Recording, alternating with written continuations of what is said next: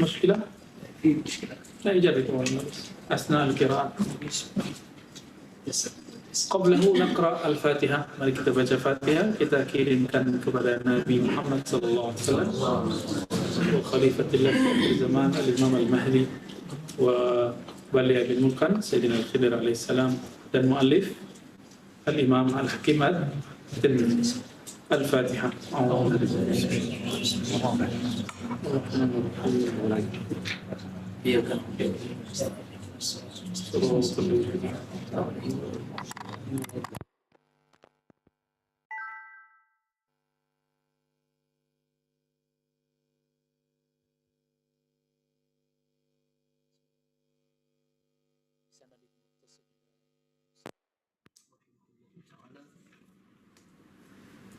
قال الفصل السابع عشر عقد الولاية وعقد النبوة.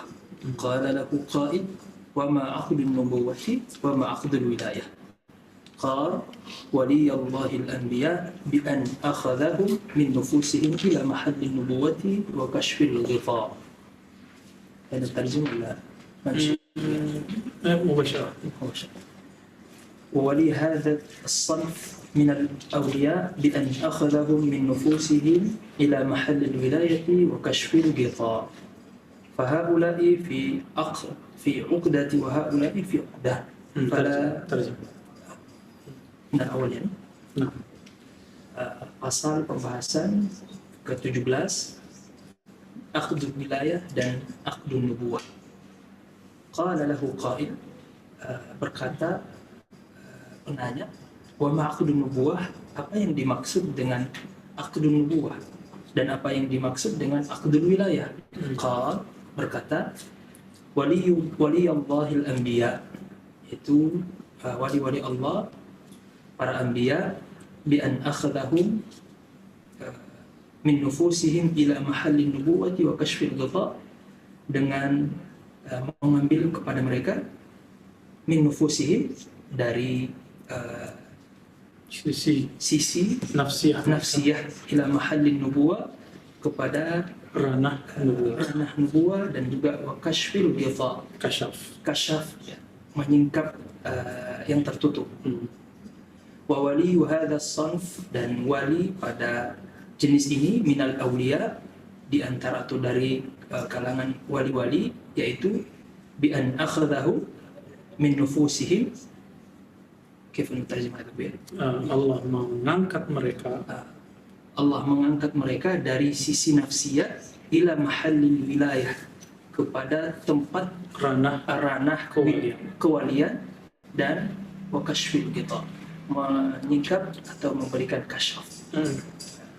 Fahaula'i fi uqdati wa haula fi uqdah, dan maka mereka pada satu sisi, dan para wali di sisi yang lain, yaitu para anbiya di sisi lain dan para wali di sisi lain. Supaya langsung paham, kita jelaskan sedikit-sedikit per fakrah ya, per paragraf. Jadi teman-teman yang dimuliakan Allah, wali itu terbagi dua secara ma'rifatnya kepada Allah.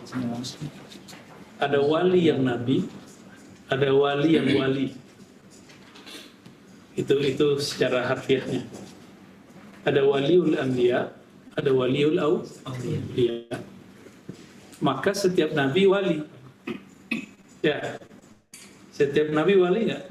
Mungkin enggak nabi bukan wali. Idan kullu nabiyyin wali. Ini kaidah. Di sinilah orang yang ingkar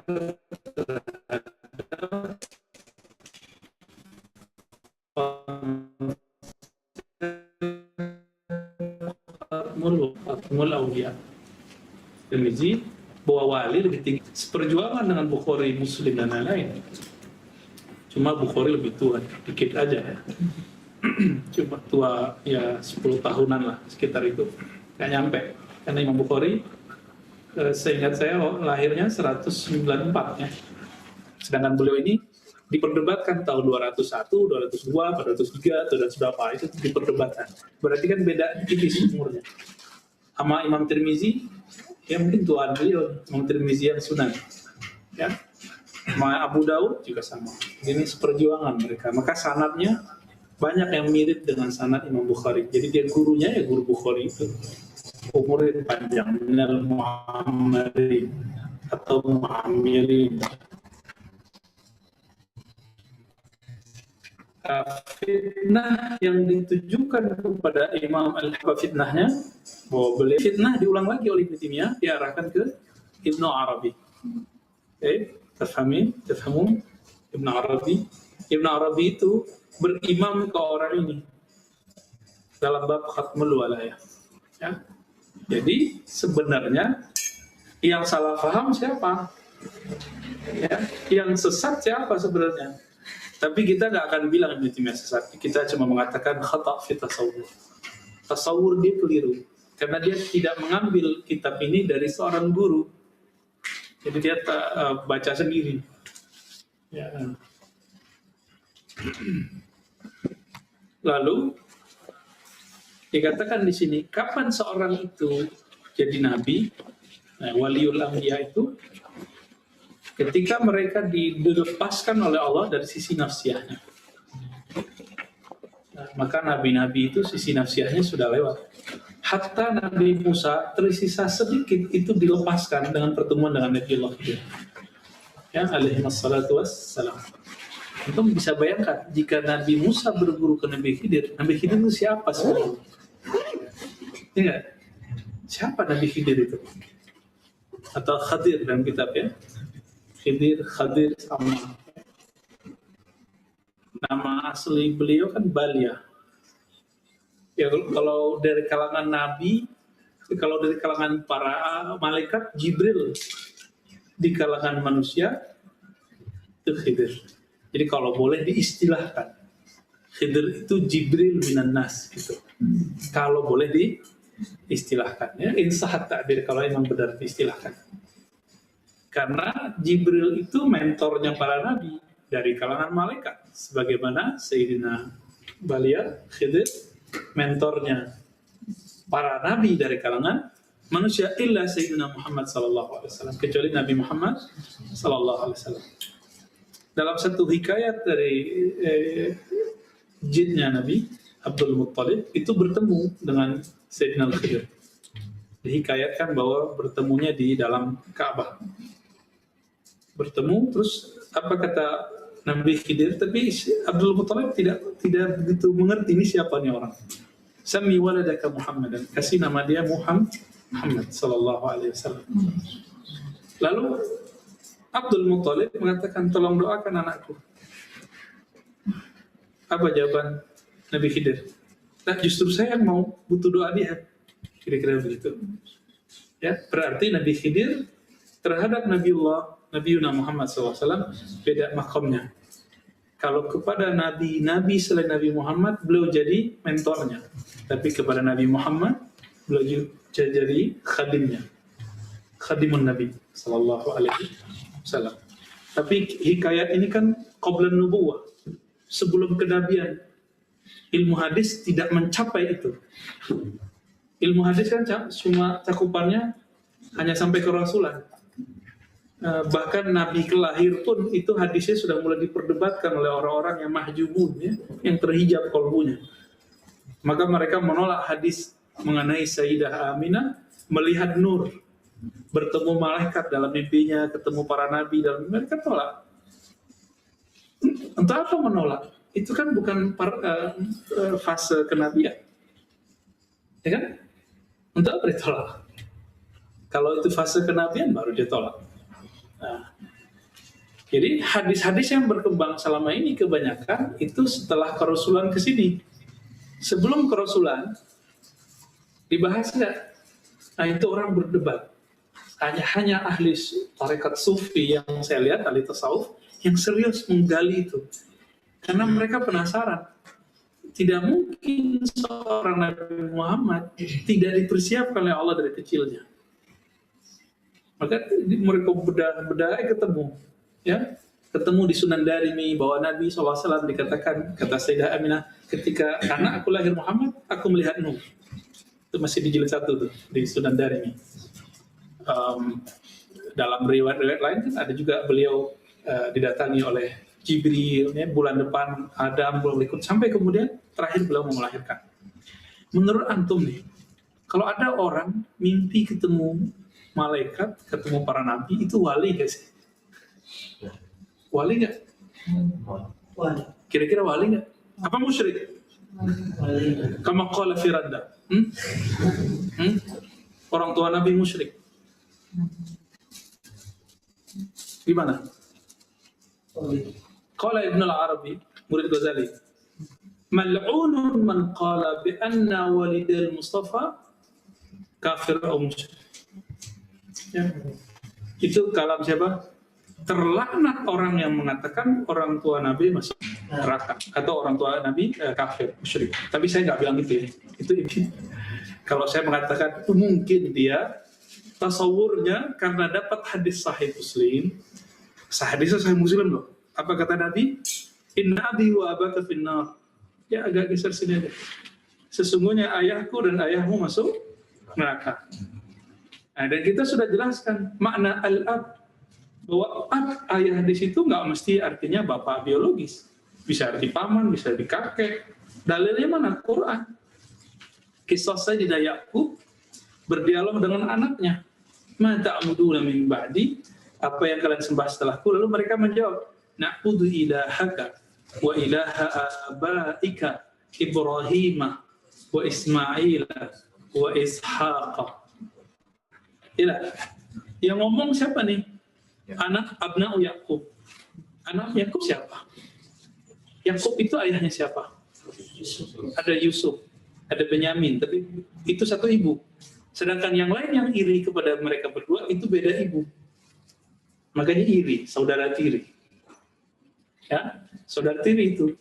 Nah, mereka ini kemudian setelah tobat, Nabiullah Ya'qub lagi sakarat, lalu mengatakan, kalian sembah apa setelah aku wafat?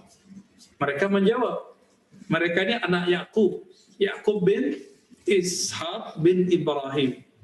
Oke, Ya'qub bin siapa? Bin Ishaq bin Ibrahim. Mereka mengatakan, na'budu ilahaka, kami menyembah ayahmu. Berarti al-ab bisa lebih dari satu, toh? Al-ab itu bisa artinya kakek Ibrahim, kakek Ibrahim. Ya'qub, anggapnya Yusuf yang ngomong, Yusuf bin Ya'qub bin Ishaq bin Ibrahim. Berarti berapa jaraknya ke atas? Ya'qub bin Ishaq bin Ibrahim. Udah generasi ketiga di atas, masih disebut ab. Ya, makanya kita harus responsif, kita harus insaf ya. Kita harus sadar bahwa ada loh pendekatan begini, dan ini yang ditempuh oleh Imam Nawawi. Imam Nawawi ini mauqifnya. Kita sekedar mengulang. Ini bukan pandangan saya. Ya, saya cuma kita dapat dari talaki dari guru kita yang kemudian pas kita baca benar Nawawi begitu. Begitulah Syekh Hasan itu dulu menjelaskan. Ya, hafizahullah, masih hidup ya Syekh Hasan itu. Antum coba lihat ta'alim beliau yang bisa bahasa Arab. Ya. Sekarang kan beliau buat jamiah di mana Cipanas ya. Ada Cianjur, sekolah tinggi Imam Syafi'i, soalnya Islam Imam Syafi'i. Itu guru-gurunya Syamiyun, ajib lah ya. Nah dulu saya sangat banyak dipengaruhi oleh dialek fushanya beliau. Jadi kalau antum yang dulu mengaji dengan saya tahun-tahun 2009 sampai 2015 lah, itu lahajat saya itu kayak beliau kalau ngomong bahasa Arab. Ya maklum guru kita kan wajar. Baik. Tadi ayah Ibrahim. Terus kalimat berikutnya apa? Wa Ismail wa Ishaq. Ismail bagi Yakub siapa? Paman. Maka pamannya Ibrahim disebut ab juga. Abaika. Itu ini istinbatnya dari Quran semua. Baru kemudian wa Ishaq, baru kakeknya asli. Baru ayahnya si Nabi Allah Yakub alaihi wassalatu wassalam. Wadah ya, jelas di sini bahwa al-ab tidak mesti artinya ayah. Kalau antum baca Sunan Mu'jam Tabrani, di situ ketemu bahwa dari Nabi Ismail terus sampai ke Quraisy itu semuanya wali sebenarnya. Nggak ada yang musyrik, satu pun nggak ada yang musyrik. Kalau mereka nggak kita sebut Nabi ya wali lah. Ya, kalau yang mengatakan mereka Nabi kan Pak Syiah ya, sebagian Syiah akan menyebut hatta Abdul Muttalib dan Abdullah itu disebut oleh sebagian Syiah Nabi. Saya tidak berani karena hadisnya cuma hasan ya. Dan ulama kita tidak ada yang dari Al-Sunnah yang mengatakan itu. Maka tawakuf aula. Ya, kita tawakuf. Tapi kira-kira sekarang kiai hafiz Quran aja karena nggak ketemu Nabi dalam mimpinya. Ya. Betul nggak? Terus berani dia bilang, Sayyidah Aminah yang ketemu Nabi, ketemu para Nabi, ketemu malaikat, melihat nur kasyaf deh. Terus antum bilang dia musyrik. Ya salam. Maka bisa jadi kata Imam Nawawi, al-ab inna abi wa abaki finnar, ayahku dan ayahmu di neraka, itu maksudnya adalah siapa? Inna ami Abu Lahab Abu Jahal. Bukan Abu Thalib loh ya. Kebangetan antum. Abu Thalib itu ngerti bahwa Sayyidina Nabi adalah Nabi. Siapa yang ngasih tahu dulu? Bukhairah. Ya. Cuma belum terlafazkan. Maka al-amru mufawwad ila Allah tabaraka wa ta'ala. Cuma mauqif yang saya ambil belakangan, walaupun dulu tawakuf, ya, saya meyakini bahwa Sayyidina Abu Thalib itu mukmin bin Nabi sallallahu alaihi wasallam. Ini mauqif terakhir yang kita ambil, tapi itu cuma amrun ijtihadi, rubah mukhti, ya, bisa jadi itu salah. Ya, wallahu ta'ala alam.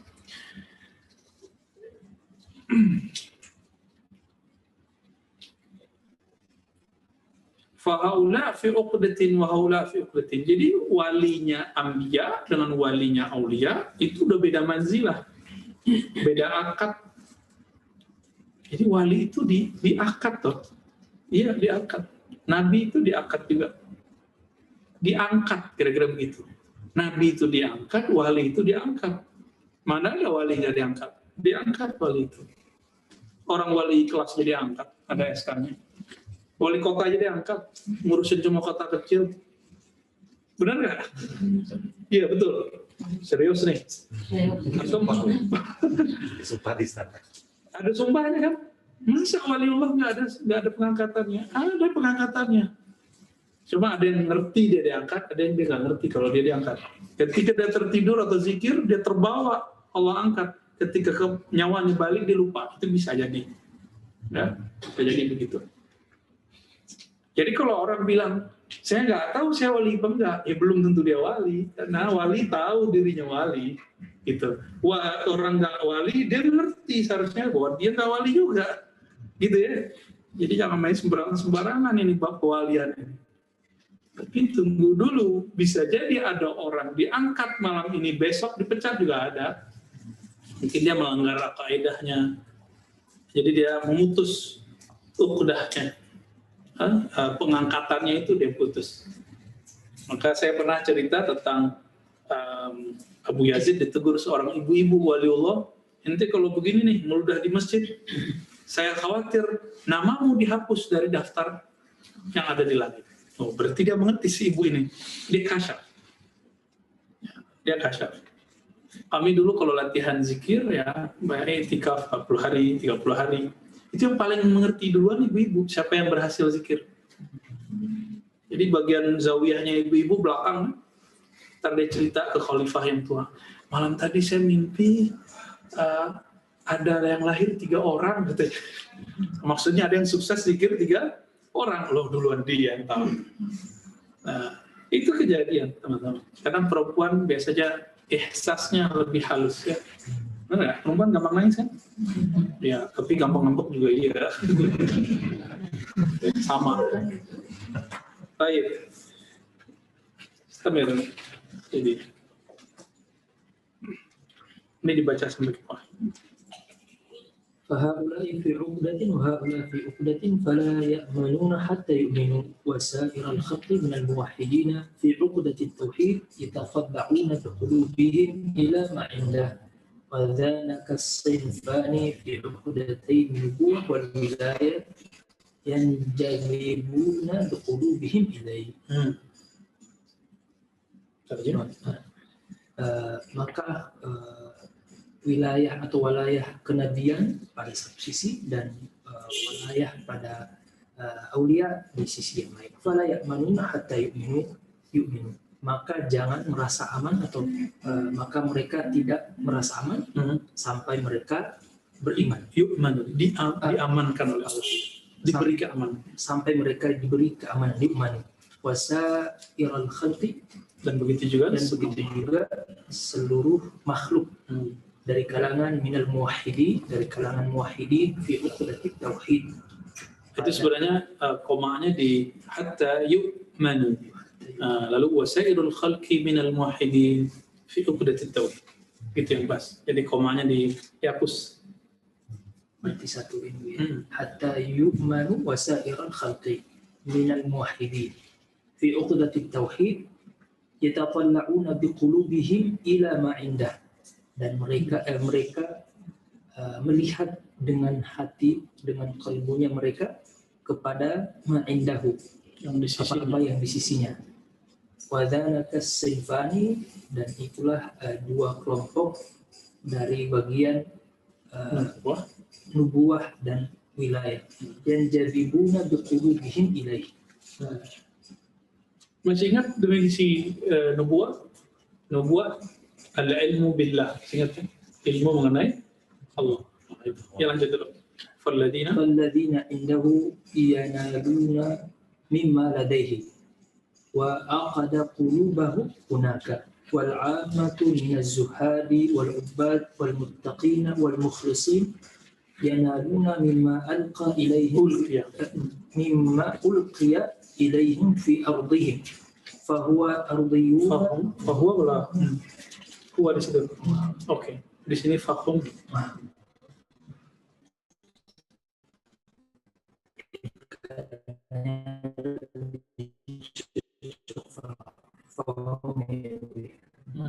Fahum ardiyun wa ulaika usiyun ulaika abidul jawad al-karim.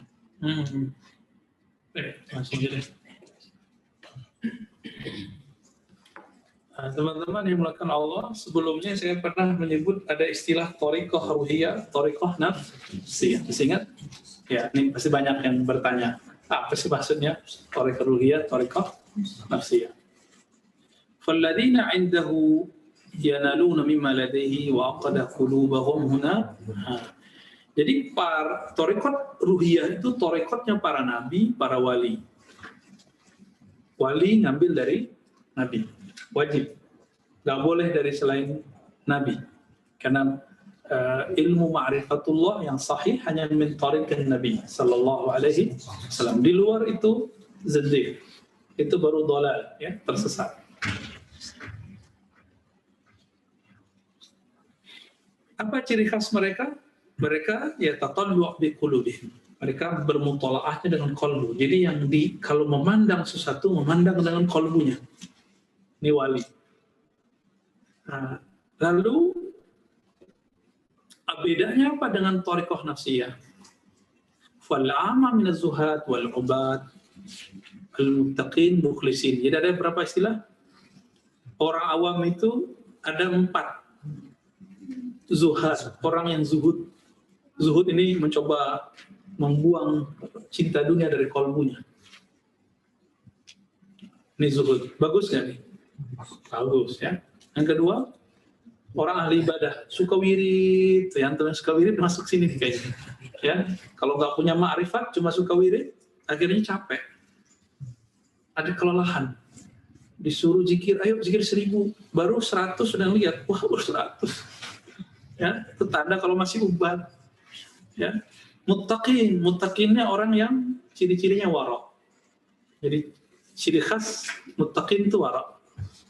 Jadi kalau ada orang tanya apa tanda orang takwa, Dia meninggalkan yang boleh, khawatir terjebak kepada yang tidak boleh. Hati-hati, ketat ini orang.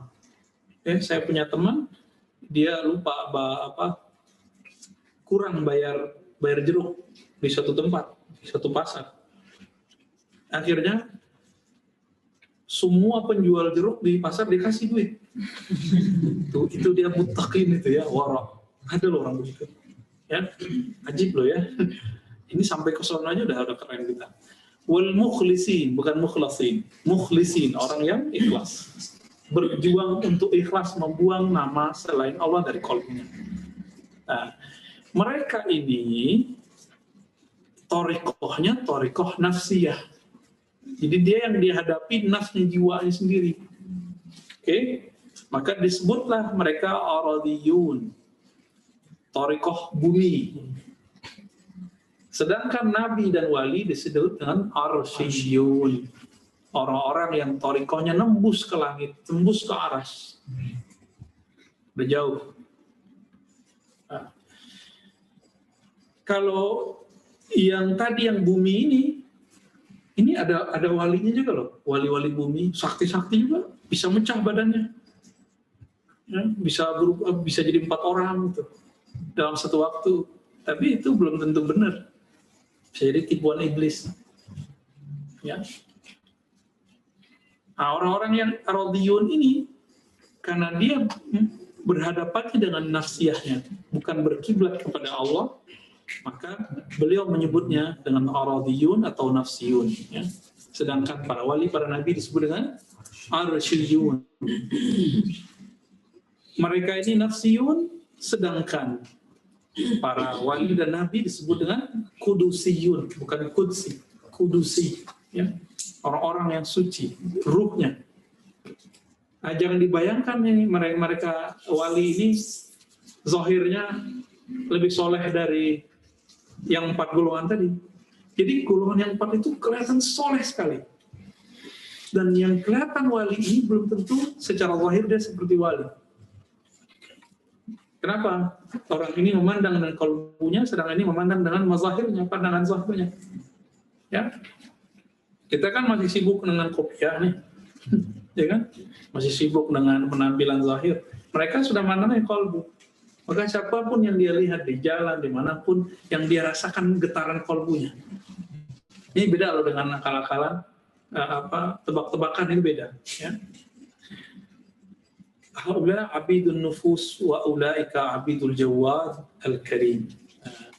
Yang pertama, yang kelompok zuhad, ubad, muttaqin, mukhlisin, mereka ini abidun nufus, hamba jiwanya. Sedangkan yang kedua, hamba Allah yang jawad, yang karim. Ini bukan berarti abid menyembah ya, tapi mereka lelah dengan nafsiyahnya. Nah, ini perlu kita sampaikan satu mulahazah penting tentang thariqah yang sangat saya suka juga, yaitu thariqah Sidi Ahmad Tijani, thariqah sholawat. Sidi Ahmad Tijani, beliau ini berguru ke banyak ulama sebelum beliau menjadi wali al-Muhammadi yang bergelar Khalifatul Awliya, khalifahnya para wali. Kalau Sidi Abdul Qadir gelarnya apa? Sultanul Awliya. Ada Hukamaul Awliya, itu Sidi Abdul Hasan Syadili, ahli hikmahnya para, maka muridnya Mursi, lalu Murisi dan Ibnu Athaillah lanjutannya adalah ahli hikam. Ya. Bukan hikmah versi bahasa Indonesia ya, versi bahasa hikmah ya, ilmu kesaktian, bukan itu. Hukama artinya orang yang tajam kalbunya dan kalam-kalamnya menyentuh. Thariqah Ahmad Tijani, Sidi Ahmad Tijani, beliau pernah ngambil juga kepada Imam Muhammad ibn Abdul Karim As-Samani Al-Madani, atau disebut dengan Syekh Saman. Pernah dengar ya, Madinah? Waktu di Madinah itu pernah dengar nggak? Belum ya? Dengerin di Ciputat ya. Muhammad bin Abdul Karim Saman ini kalau diukur masanya sezaman dengan Imam Kushashi, sezaman dengan Qurani. Qurani itu jatuhnya murid kalau tobakat keilmuannya. Sezaman dengan ada yang disebut Awail Sumbuliyah. Jadi Syekh Sumbul. Nah, ini satu zaman mereka semua ini. Kalau antum belajar tuh ijazahan hadis itu adalah Awail Sumbuliyah. Ya. Al-Qushashi ngambil kepada generasi nanti yang nyambung kepada Zakaria Al-Ansari melalui Ar-Ramli. Ya, ada Ramli macam-macam lah yang kita sering dengar ya, Imam Ramli. Itu udah jadi nama orang Indonesia. Ustaz Ramli, Kiai Ramli. Saking populernya kitabnya beliau, Imam Ramli ini. Qushashi juga sama, saya punya guru namanya Qushashi. Kenapa? Karena emang nama ini populer. Yang nggak ada itu Qurani, ya. Qurani jarang. Mungkin kan ada Qura, Marani kali ya. Cocok logi.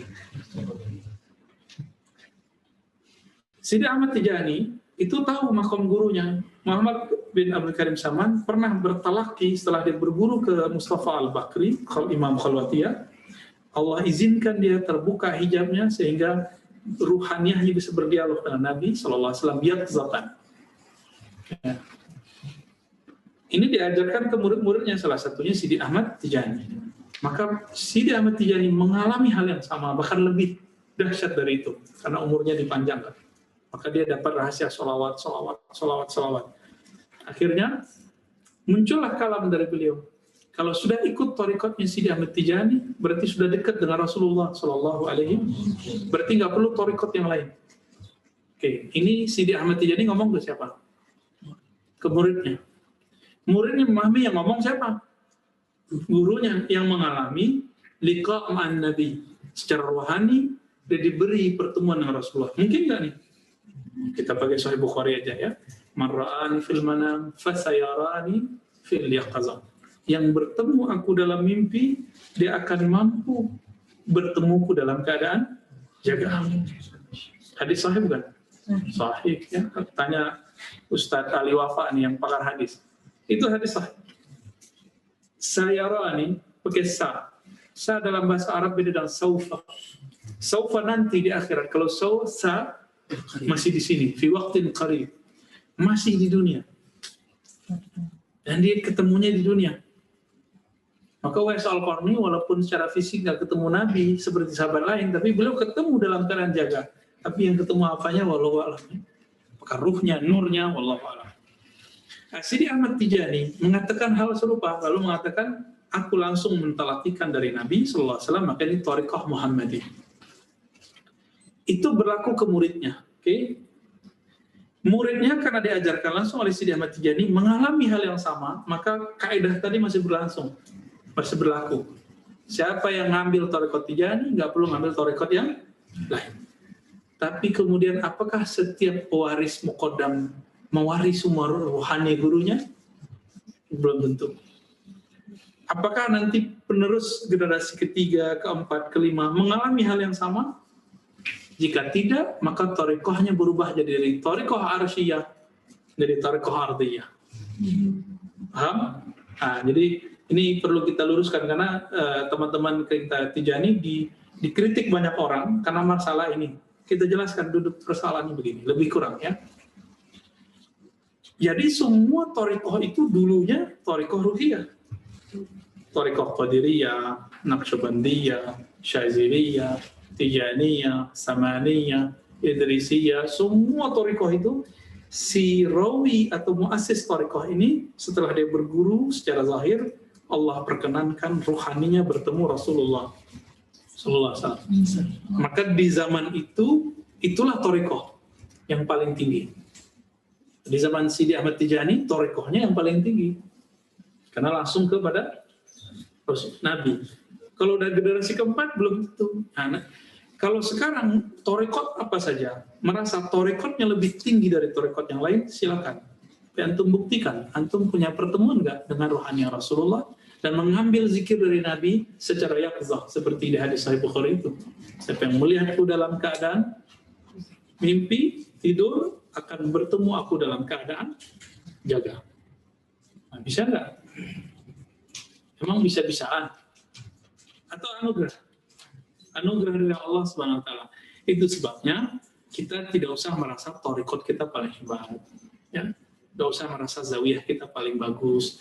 Kita hanya berusaha, semoga kita bisa mengamalkan thariqat dengan baik. Itu aja, ya. Syukur-syukur kalau Allah kemudian beri pertemuan dengan beliau dalam keadaan yaqzah, dalam keadaan dia. Ya. Mimpi aja udah syukur. Karena sekarang banyak kiai udah nyesek dadanya. Kapan saya ketemu Nabi? Kiai habis Quran, habis hadis katanya, jago fikih, pintar debat, tapi ketemu Rasulullah enggak. Apa masalahnya? Masalah di kolbunya. Ya. Torekohnya masih torekoh ardhiyah, bukan torekoh arsiyah. Jadi istilah ini bukan istilah daripada kami sendiri, tapi istilah dari al-musannif al-imam al-hakim at-tirmidzi. Wa haula humul ladzina qala anhum Isa ibn Maryam alaihi salam fi khutbatihi. Mereka ini yang dikatakan oleh Sayyidina Isa dalam khutbahnya, fala abida atqiya wala ahrara kurama fala abdil atqiya abidun nufus. Jadi orang yang ahli ibadah, yang soleh secara zahir, ya, mereka ini abidun nufus.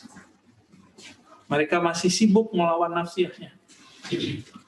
Lam yuftah lahumul bab fabaqu ma'a mujahadatin nufus. Mungkin mereka udah nembus pintu langit, tapi belum nyampe pintu Sidratul Muntaha. Ya. Nah, jadi mereka tidak dibukakan pintu Arash, hanya sampai ke mungkin langit ke-7 paling tinggi. Kalau versi beliau malah cuma sampai bumi. Ma bainas samawati wal ardh, antara langit dan bumi. Makanya antum jangan langsung diambil kalam ulama salafus saleh mengenai bab hakikat. Karena ulama salaf soleh ini ada yang sudah arsyiyun, ada yang masih ardiyun. Dan itu dijelaskan sendiri oleh Ibnu Arabi. Si fulan ngomong begini ketika dia makomnya masih makom biasa. Itu terjadi. Si fulan berbicara begini ketika dia sudah menjadi kamal, sudah sempurna. Berarti dia sudah arsyiyun. Itu bisa terjadi. Ya. Nah, jadi misalnya kita baca kitab Hilyatul Auliya, itu macam-macam kalam-kalamnya. Contohnya misalnya ada Imam Ibrahim An-Nakhai. Apa kata beliau? Sungguh aneh, ya. Sungguh aneh. Al-alim yadhaq. Sungguh aneh kok ada orang alim bisa ketawa. Jadi Ibrahim An-Nakhai ini makomnya makom apa? Khauf. Jadi dia nggak bisa ketawa, senyumnya susah. Terus kalau antum melihat sekarang banyak kiai suka ketawa, gimana dong? Kan nggak bisa begitu, ya. Betul ada ayat falyadhaku qalilan walyabku katsiran, ya. Ya nangis banyak lah, jangan ketawa banyak. Tapi seorang sufi juga di kitab Risalah Kusyairiyah itu ada yang banyak ketawa, tapi dia bilang hatiku menangis, mulutku tertawa. Itu ada yang begitu. Nah, itu Malamatiyah itu. Dia menzahirkan yang buat kita kesal aja ya. Tapi hatinya sebenarnya ma Allah ya tabaraka wa taala. Jadi orang-orang masih sibuk dengan nufus. Nah, nufus ini maka dibagi oleh para ulama kita menjadi 7 titik. Latifah. Ada latifah qalbu, latifah ruh. Itu bukan ruh yang kita maksud dalam ilmu hakikat ya. Ada latifah wasir, khafi, akhfa, nasunatika, kullu jasad. Setiap latifah ini berkaitan dengan jiwa. Jadi jiwa manusia itu kalau dibuka titik-titik besarnya itulah 7 itu. Ini yang disebut jiwa. Di jiwa itu ada potensi positif, ada potensi negatif. Nah, misalnya di fikrah ini, nafs natiqah namanya. Ini dia banyak angan-angan. Tapi kalau ini dizikirkan dia jadi tenang, maka dia akan berpikir tenang, bisa nulis skripsi yang baik. Yang belum selesai skripsi, berarti zikir sininya belum beres tuh ya. Yang suka ngelamun tuh zikir di sini belum beres tuh. Nanti ada zikirnya latihan di sini. Nah, kalau yang belum tahu tekniknya jangan coba-coba dulu, nanti ada ijazahnya. Ya, persiapkan dulu di kolbu, udah beres di kolbu, baru boleh pindah ke sini. Nah ini yang akhwat yang sudah talqin dulu, yang sudah bisa zikir latihannya 1.000, 2.500 sampai 5.000, berarti sudah bisa nih belajar ini nanti laporan ya. Nah, nanti kita bimbing biar bisa mengamalkan zikir ini. Nah ini masih di tataran nafsiyah. Jadi kalau kita ini sudah zikir 7 titik itu sebenarnya sedang mengurai zikir ya allazina amanu zkurullaha dzikran katsira, wahai orang beriman zikirlah sebanyak-banyaknya. Karena kita masih berhadapan dengan nafsiyah, maka kita beresin dulu nafsiyah ini. Wali itu setiap saat bisa dapat ilham loh ya. Maka mereka pun sebelum sampai jadi wali itu mereka berjuang melawan nafsnya. Sayyidi Abdul Qadir Jilani lebih dari 15 tahun itu riyadhah. Kalau dulu kan lebay ya cerita Sunan Kalijaga duduk di tepi kali gitu sampai berlumut, itu kan cerita-cerita lisan. Yang benar beliau riyadhah sekian tahun, dia mandi belum ahli fikih kok. Ya. Belum ngerti kan berguru sama Sunan Bonang. Sunan Bonang ulama bukan? Ulama bukan? Nggak tahu bilang nggak tahu. Sunan Bonang ya, almarhum Rabbani kalau namanya. Ya, benar. Nanti saya cek di sejarahnya. Beliau langsung berguru ke ayahnya Sunan Ampel. Sunan Ampel ke Sayyid Ibrahim As-Samarqandi yang berkubur di Tuban. Itu mereka aneh juga, mazhabnya kok Syafi'i ya, bukan Hanafi. Mungkin karena beliau pernah di Yaman dan di Gujarat, padahal asalnya dari Samarkand yang Hanafi ya. Tapi di Samarkand waktu kita datang ke sana, itu ada juga kuburan yang Syafi'i ya.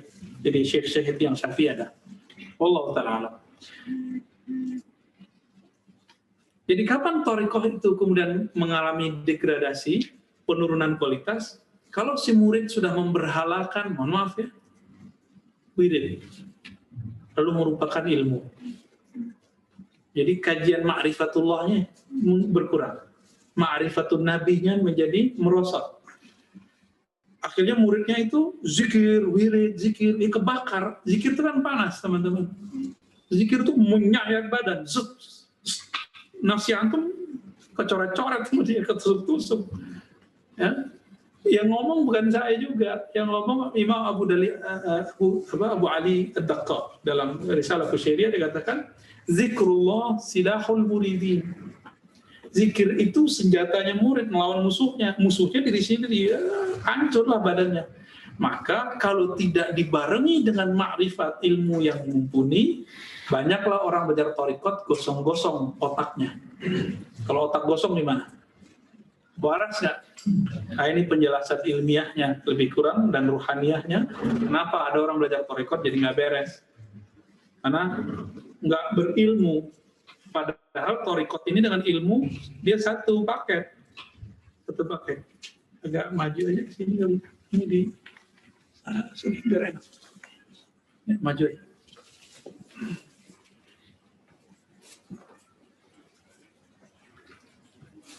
Jadi teman-teman, thariqat kita sedang mencoba untuk menggabungkan kembali antara riyadhah nafsiyah dengan ma'rifah ruhiyah, ma'rifat ruhani. Ini kita sedang mencoba menggabungkan. Ya tertatih-tatih kita coba. Ya, kita buka kitab, ada yang bisa baca, nggak apa-apa. Ada yang nggak bisa baca juga nggak apa-apa. Yang penting itu hadir ya. Ya, kan nanti ketika dibahasakan Indonesia kan sama aja. Ya. Dan ini saya bahagia juga kenapa di tengah krisis di Timur Tengah, krisis kitab juga, krisis politik juga. Alhamdulillah kita di sini dengan tenang ngaji kitab ini. Ya. Maka antum jangan berpikir mau berontak ke negara ini. Ya, kita doakan negara ini walaupun kita nggak senang sama pejabatnya, nggak senang sama ini, nggak senang kritik namanya. Tapi secara rohani kita tetap doain. Ini akidah Ahlus Sunnah wal Jamaah. Jadi siapa saja orang yang ngaku Ahlus Sunnah ingin berontak, dia keluar dari akidah Ahlus Sunnah. Tapi mengkritik boleh nggak? Menghina boleh nggak? Beda nggak menghina mengkritik? Nah, hanya orang jahil yang mainnya. Kenapa? Sibabul muslim fis, menghina, menghujat sama muslim walaupun beda politik itu fasik. Maka Sayyidina Ali tidak pernah menghujat Muawiyah. Karena dia tahu Muawiyah muslim. Gak pernah dia menghujat. Tapi Muawiyah sering mengkritik Sayyidina Ali. Ali ini Ali gitu ya. Makanya orang-orang Syiah pada nggak senang sama Muawiyah ya. Baik. Lalu dikatakan di ujungnya, wal ahrar al-qurama humul ladzina taqaw min riqqin nufus bima fataha lahum minal malakut. Jadi wali-wali Allah yang disebut ahrar, apa arti ahrar? Terbebas dari belenggu nafsiyahnya. Nah, antum zikir nih, nggak bisa koneksi dengan nama Allah, nggak bisa, bahkan dengan dirinya nggak bisa fokus. Itu masalahnya di sini. Ya, ini bagian dari nafsiyah bukan? Nafsiyah, makanya kita nggak bisa konsen. Jadi kalau zikir, lupakan semua keinginan dan obsesi, mau sakti, bayangin nama, bayangin huruf, lalu gunakan otak kanan kita mengenang kebaikan-kebaikan Allah. Maka di Quran yang banyak itu munzu Bani Israel. Semenjak Bani Israel perintahnya apa? Ingat apa? Yang diingat Allah apa nikmat Allah dulu? Ya Bani Israel adkuru ni'mati allati an'amtu alaikum. Hai Bani Israel, kalau susah ingat aku, ingatlah nikmatku. Kalau antum ingat nikmat, maka yang aktif itu otak mengenang. Nah ini yang nanti kalau teman-teman itu nyebutnya memori panjang. Makanya kita ini kalau cuma antum 3 hari yang lalu ingat nggak makan apa? Enggak ya? Nggak ingat ya? Tapi dulu waktu makan sama seseorang yang kita suka, ingat ya? Suka. Kita kok ingat, kenapa? Karena antum simpen di bawah kenangan.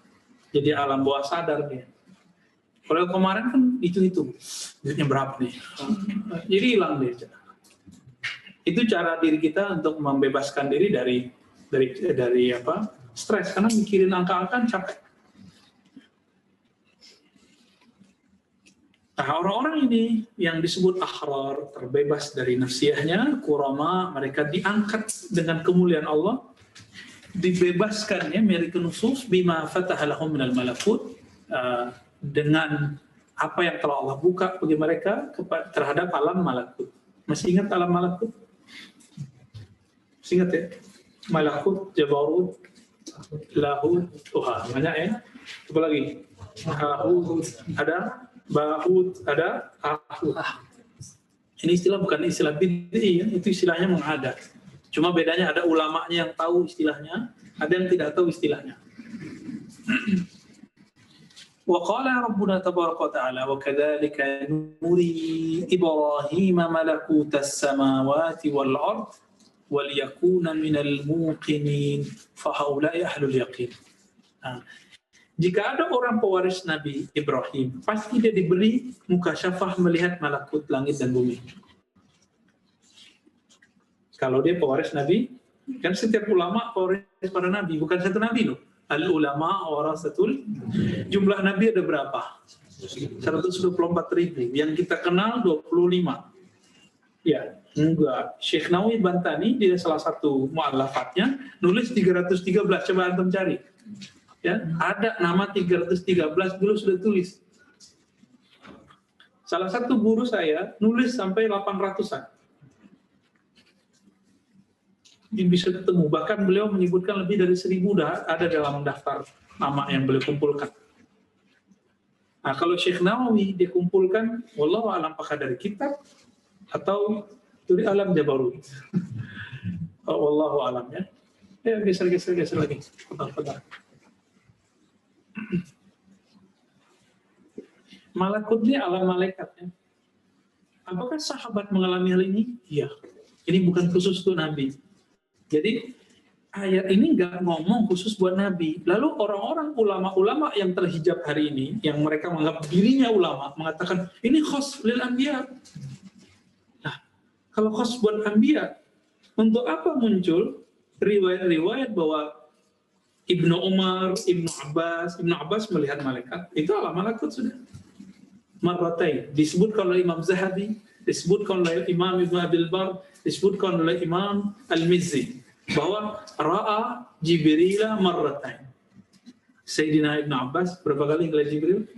2 kali. Sadar, bukan mimpi. Jadi dia sadar, tapi ruhnya sudah menembus alam malakut. Nah, antum bisa mimpi itu Apa yang terjadi pada diri kita? Kalau orang lagi ngantuk itu ngomongnya pelan Pak, cepat. Pelan. Berarti ada gelombang-gelombang di badannya yang menjadi tenang. Ya.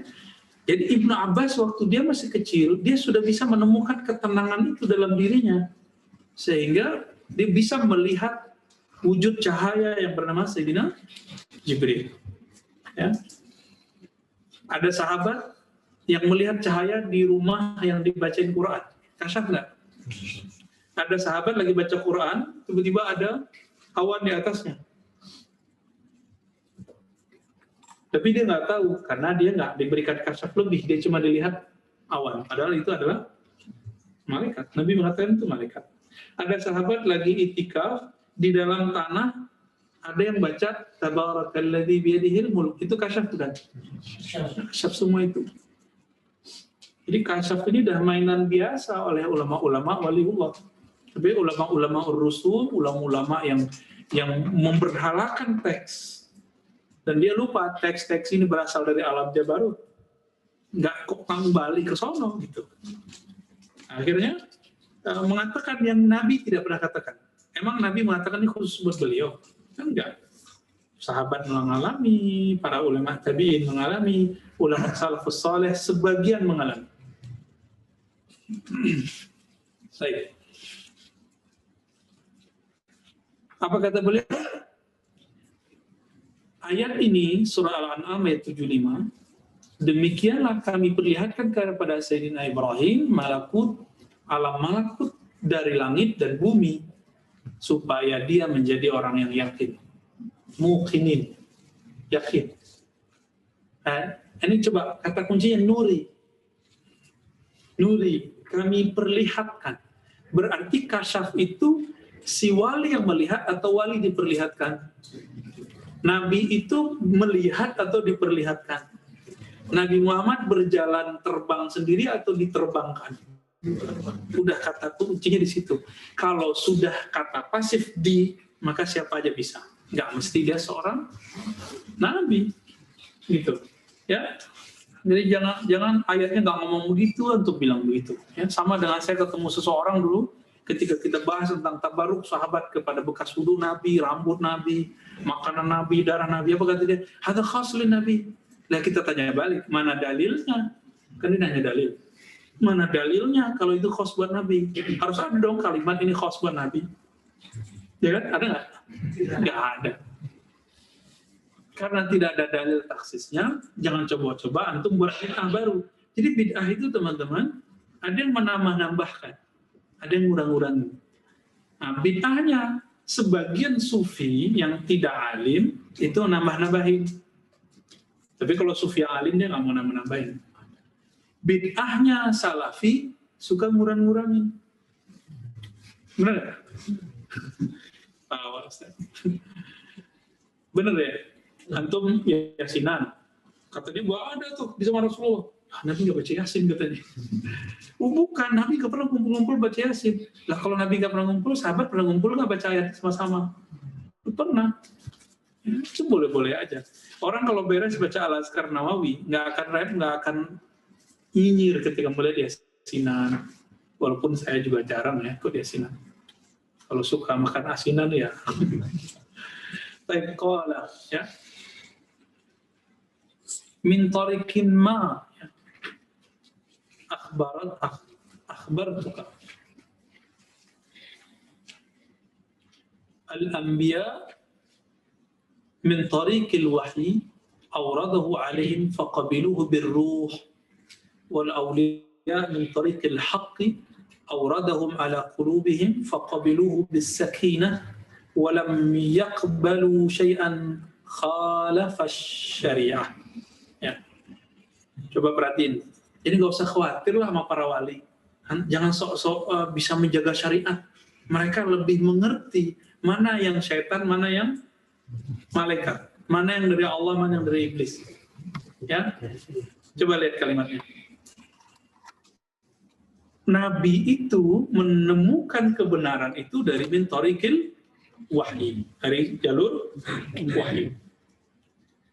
Allah berikan kepada mereka, lalu mereka menerimanya dengan ruh. Ini kalam beliau ya, dengan ruh. Sedangkan wali min tariqil haq di situ artinya ilham ya. Lalu Allah berikan kepada mereka, mereka menerimanya dengan kolbu. Nah, di kolbu tempat apa? Asma Allah, berarti mereka tenang. Maka wali ini bedanya dia zikrullah di kolbunya ketika mendapatkan ilham. Ini teknik kalau maka orang-orang yang banyak angan-angan kalau dia berkoneksi pasti halu. Ya, banyakkan halu. Jadi baru nih. Ya. Sekilas ya. Ya, Mama.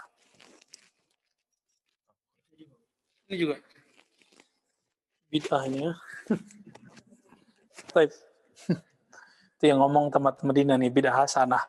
Saya bidangnya bid'ah sakinah aja deh. Walam yaqbalu syai'an. Nah, mereka para wali tidak akan pernah menerima sesuatu yang bertentangan dengan syariat. Tuh. Itu kalau wali. Nggak akan pernah. Jadi nggak usah khawatir lah, nggak usah nyinyir sama sufi. Nggak usah nyinyir sama wali.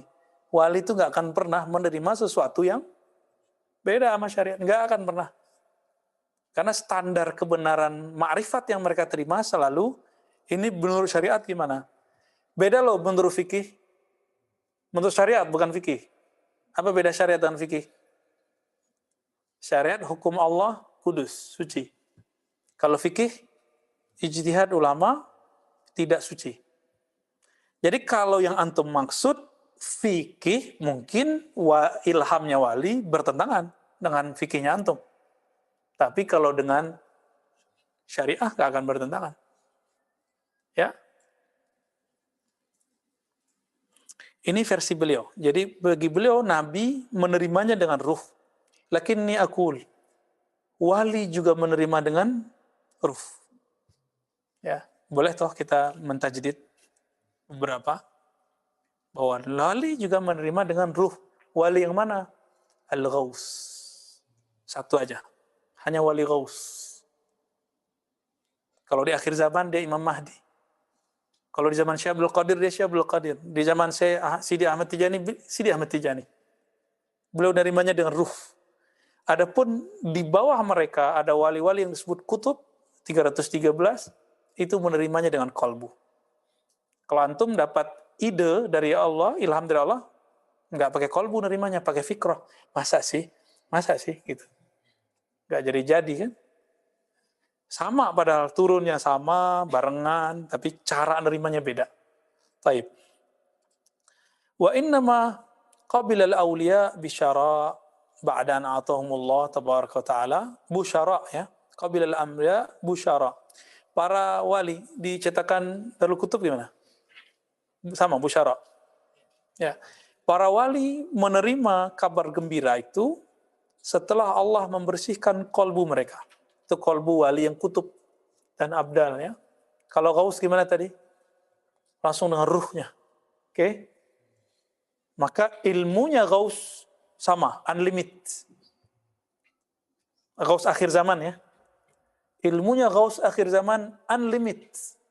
Karena dia langsung plek mewarisi Nabi SAW secara kamal. Yadan biyadin, sudah full. Itu maka Sayyidina An-Nabi SAW mengatakan, seandainya nanti ketika Dajjal keluar, aku ada, fa'ana hajijun alaikum. Akulah jadi hujah kalian. Itu saya nggak paham itu maksud hadis ini, sampai mengerti kitab ini, bahwa haji di situ bukan fisik beliau yang di Madinah itu, tapi imam akhir zaman, itulah hajij. Ana di situ, itu di hadis itu. Hadisnya kan sahih, ya. Jadi jangan khawatir teman-teman, kalau Dajjal keluar, Rasulullah ada, tapi pewarisnya. Rasulullah ada, tapi pewarisnya. Ya.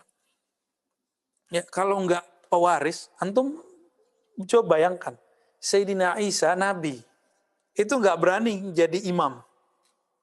Kenapa dia melihat siapa? Yang dilihat bukan sosok fisik Al-Mahdi, tapi dilihat, ini pewaris Rasulullah. Nggak berani deh. Maka antum, kalau dulu, biasanya di pesantren nih kan, kita punya guru kiai kita nggak hadir, lalu ada penggantinya. Kita harus menghormati penggantinya seperti kita menghormati kiai, walaupun kita nggak seneng nih sama dia. Harus dihormati. Nah, tapi di pesantren itu nggak kepake. Karena nggak kepake, maka nuzi'atil barakat anil ma'ahid. Itu sebabnya kenapa ma'ahad banyak dihapus keberkahannya. Karena adabnya udah hilang. Saya teringat di kitab Hilatul Aulia, Imam Malik mengatakan ya, li fata min bani Quraisy. Jadi ada pemuda Bani Quraisy. Saya nggak tahu siapa yang masuk Bani Quraisy itu, apakah Imam Syafi'i atau Imam siapa. Masih kecil. Kata beliau, ta'allamul adaba qabla al-ilm. Belajar adablah kamu sebelum belajar, qabla an tata'allam al-ilm. Sebelum kamu belajar ilmu. Karena adab itu masuk ke merawat kolbu, merendahkan nafsiyah. Bisa mengelola nafsiyah. Tapi kalau antum dapat ilmu, nafsiyahnya belum oke, apa yang terjadi? Kalau di kolbunya ada kibir, sombong, maka orang tambah sombong dan ilmunya. Itu sebabnya, wallahi ayyuhal ikhwah, kenapa banyak fuqaha, banyak orang-orang alim, tapi dia hasad. Dia sombong. Kenapa? Karena dia belum belajar adab sebelum belajar ilmu. Ini muskilahnya. Nah, kita minta ampun kepada Allah jika itu terjadi pada kita, dan kita minta kepada Allah supaya kolbu ini dibersihkan. Amin ya rabbal alamin. Setiap hari kita minta. Karena setiap hari ini kolbu itu kotor. Kotor sama. Kotornya kolbu antum mungkin lebih kotor kolbu saya. Ya? Sama, kita sama semua. Baik. Wa ilmu tauhid, Allah memberikan kepada mereka kebeningan kolbu dan ilmu tauhid, wa ma'rifatul ala, dan mengerti perangkat-perangkat kerohanian. Perangkat kerohanian itu ilmu syariat. Jadi sebelum belajar ilmu antum mau belajar wirid segala macam, ya mesti belajar syariat. Bertahap aja, sembari jalan juga bagus. Bahkan Imam Ibn Abi Bakar Ar-Razi, Hadaiqul Haqaiq, itu mensyaratkan orang tidak boleh berkhalwat. Tahu berkhalwat? Menyepi, kalau dia belum belajar ilmu tauhid dan ilmu syariat. Nggak boleh. Nanti halu. Ya. Kalau dia nggak belajar tauhid, kayak Ahmad Musaddiq jadi nabi. Kayak Ali Eden, sekarang jadi Jibril. Masa Jibril botak kan? Masuk penjara, nggak bisa menghilang dia. Kasihan itu. Jadi seharusnya dia tambah naik kualitas rohaninya, tapi malah menjadi tambah kacau gitu. Dan dihembus terus tuh di kepalanya, setan hembus. Dia kira itu ketenangan kolbu, padahal itu hembus-hembusan setan itu. Nafahat syaitaniah, bukan nafahat ilahiyah. Syekh Saman nulis nafahat ilahiyah, ada kitabnya. Itu mencari, ada manuskripnya di almustafa.org. Cari, ada manuskripnya di situ. Cuma baca manuskrip kan agak ribet juga ya. Fattala'a qulubuhum malakan. Nah, lalu kalbunya bisa mengakses malaikat, maksudnya malakut gitu ya. Alam malaikat. Wa qata'alahum min kulli malakin hazzan. Lalu mereka dapat mengambil faedah dari setiap malaikat atau alam malakut itu satu bagian. Wa awsalahum ila najwa wa mujalasatil qudusiyah. Lalu mereka disampaikan ke najwa. Najwa itu tempat bermunajat. Di mana? Sana ya. Di atas langit ketujuh udah. Wa mujalasatil qudusiyah, dan bermajlis dengan yang majlis suci yaitu bersama Allah. Wa amata nufusahum an jami syahawat. Lalu menonaktifkan jiwa mereka, nafsiyah mereka dari semua gejolak-gejolak syahwat. Dunia ataupun akhirat. Nah, orang-orang fuqaha itu mungkin beres di dunia. Atau orang-orang sufi tarekat, kebanyakan beres di, mereka nggak berharap surga, nggak berharap sakti, tapi masih berharap pahala. Tapi biasanya torekot-torekot yang sudah mulai spesial, itu mereka pun sudah tidak berharap surga. Cuma ada yang salah ngaji. ngeremehin surga sama neraka. Terus bilang, saya nggak harap surga. Nah itu kurang ajar juga tuh. Sul adab. Allah menyuruh wabashiril ladzina amanu, beri kabar gembira untuk kepada orang yang beriman dan beramal soleh bahwa mereka dapat surga. Ini perintah bukan? Kalau Allah perintah wajib nggak kita gembira kalau dikabarin surga? Wajib. Oleh karena itu, kalau ada taklim, kita ilahi anta maksudi, ya Allah hanya engkau maksudku. Bukan berarti kita ngeremehin surga neraka, enggak. Terus bagaimana dengan kisah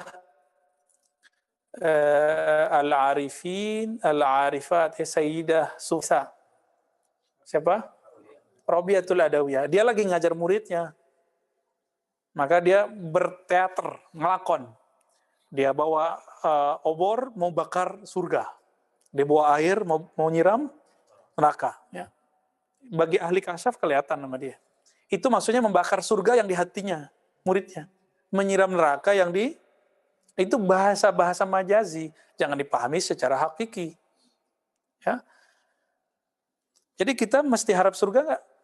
Harap karena disuruh harap, bukan karena surganya, tapi karena yang punya surga menyuruh kita berharap untuk masuk surga. Beda nggak? Perlu takut neraka nggak? Di ayat sebelumnya, wattaqun naral lati waquduhan nas wal hijar.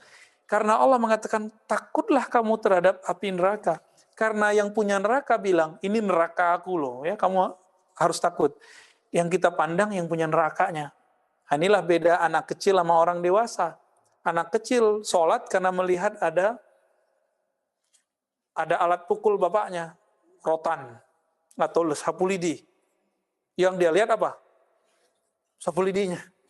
Sapu lidi itu neraka, teman-teman. Anak-anak puasa karena dia melihat nanti dibeliin sepeda. Sepeda itu surganya anak-anak. Oke. Maka dia puasa karena ingin dapat. Nah ini yang mau dihapus oleh Robiatul Adawiyah. Karena itu tauhidnya anak kecil. Jadi kalau antum ibadah tuh masih karena si surga, si neraka, itu tauhid anak kecil. Cuma bedanya sudah beriman aja. Ini yang disebut atqiya tadi. Makanya antum kalau zikir tuh ngitung. Kalau 100 kan pahalanya 1000. Subhanallah bihamdihi subhanal azim ada 1000 hasanat. Itu kan Nabi ngajar sahabat untuk mubtadi. Sahabat nanti kan ada yang naik. Nah itulah Abu Bakar, Umar, Utsman. Kalau yang diajar Badui ya begitu. Sahabat-sahabat yang umum begitu. Tapi sahabat-sahabat yang tinggi, itu bahasanya beda. Ya. Nah, ini yang diturunkan di kitab ini kan sahabat-sahabat Nabi ya, yang menurunkan ke muridnya bahasa-bahasa yang luhur itu. Baik. Jadi kita nggak boleh kalau ngaji ilmu ma'rifat, ilmu hakikat dan tasawuf, meremehkan kabar surga dan kabar neraka ya.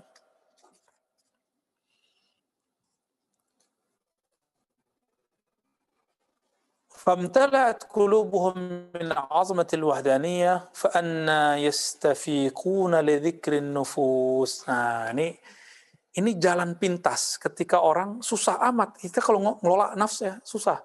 Antum kalau mau ngejar wiridan sebanyak-banyaknya itu nggak kuat seperti imam dulu. Pekan lalu saya cerita tentang Karz bin Wabrah. Berapa kali dia khatam setiap hari? Setiap hari 3 kali. Ada yang sanggup? Itu setelah dia dapat Ismul Azam. Maka dia bisa masuk ke dimensi lain dan khatam Quran setiap hari 3 kali. Sayyidina Utsman 8 kali. Kok bisa ya? Ya karena mereka dapat Ismul Azam. Ismul Azam itu bisa memendekkan waktu, bisa melebarkan waktu. Kelebihannya. Waktu, jarak yang jauh jadi pendek, jarak yang pendek jadi jauh. Masih ingat Sayyidina Ali mau sholat asar, udah separuh, mataharinya udah terbenam. Nabi ngomong ke matahari, bro, tunggu dulu.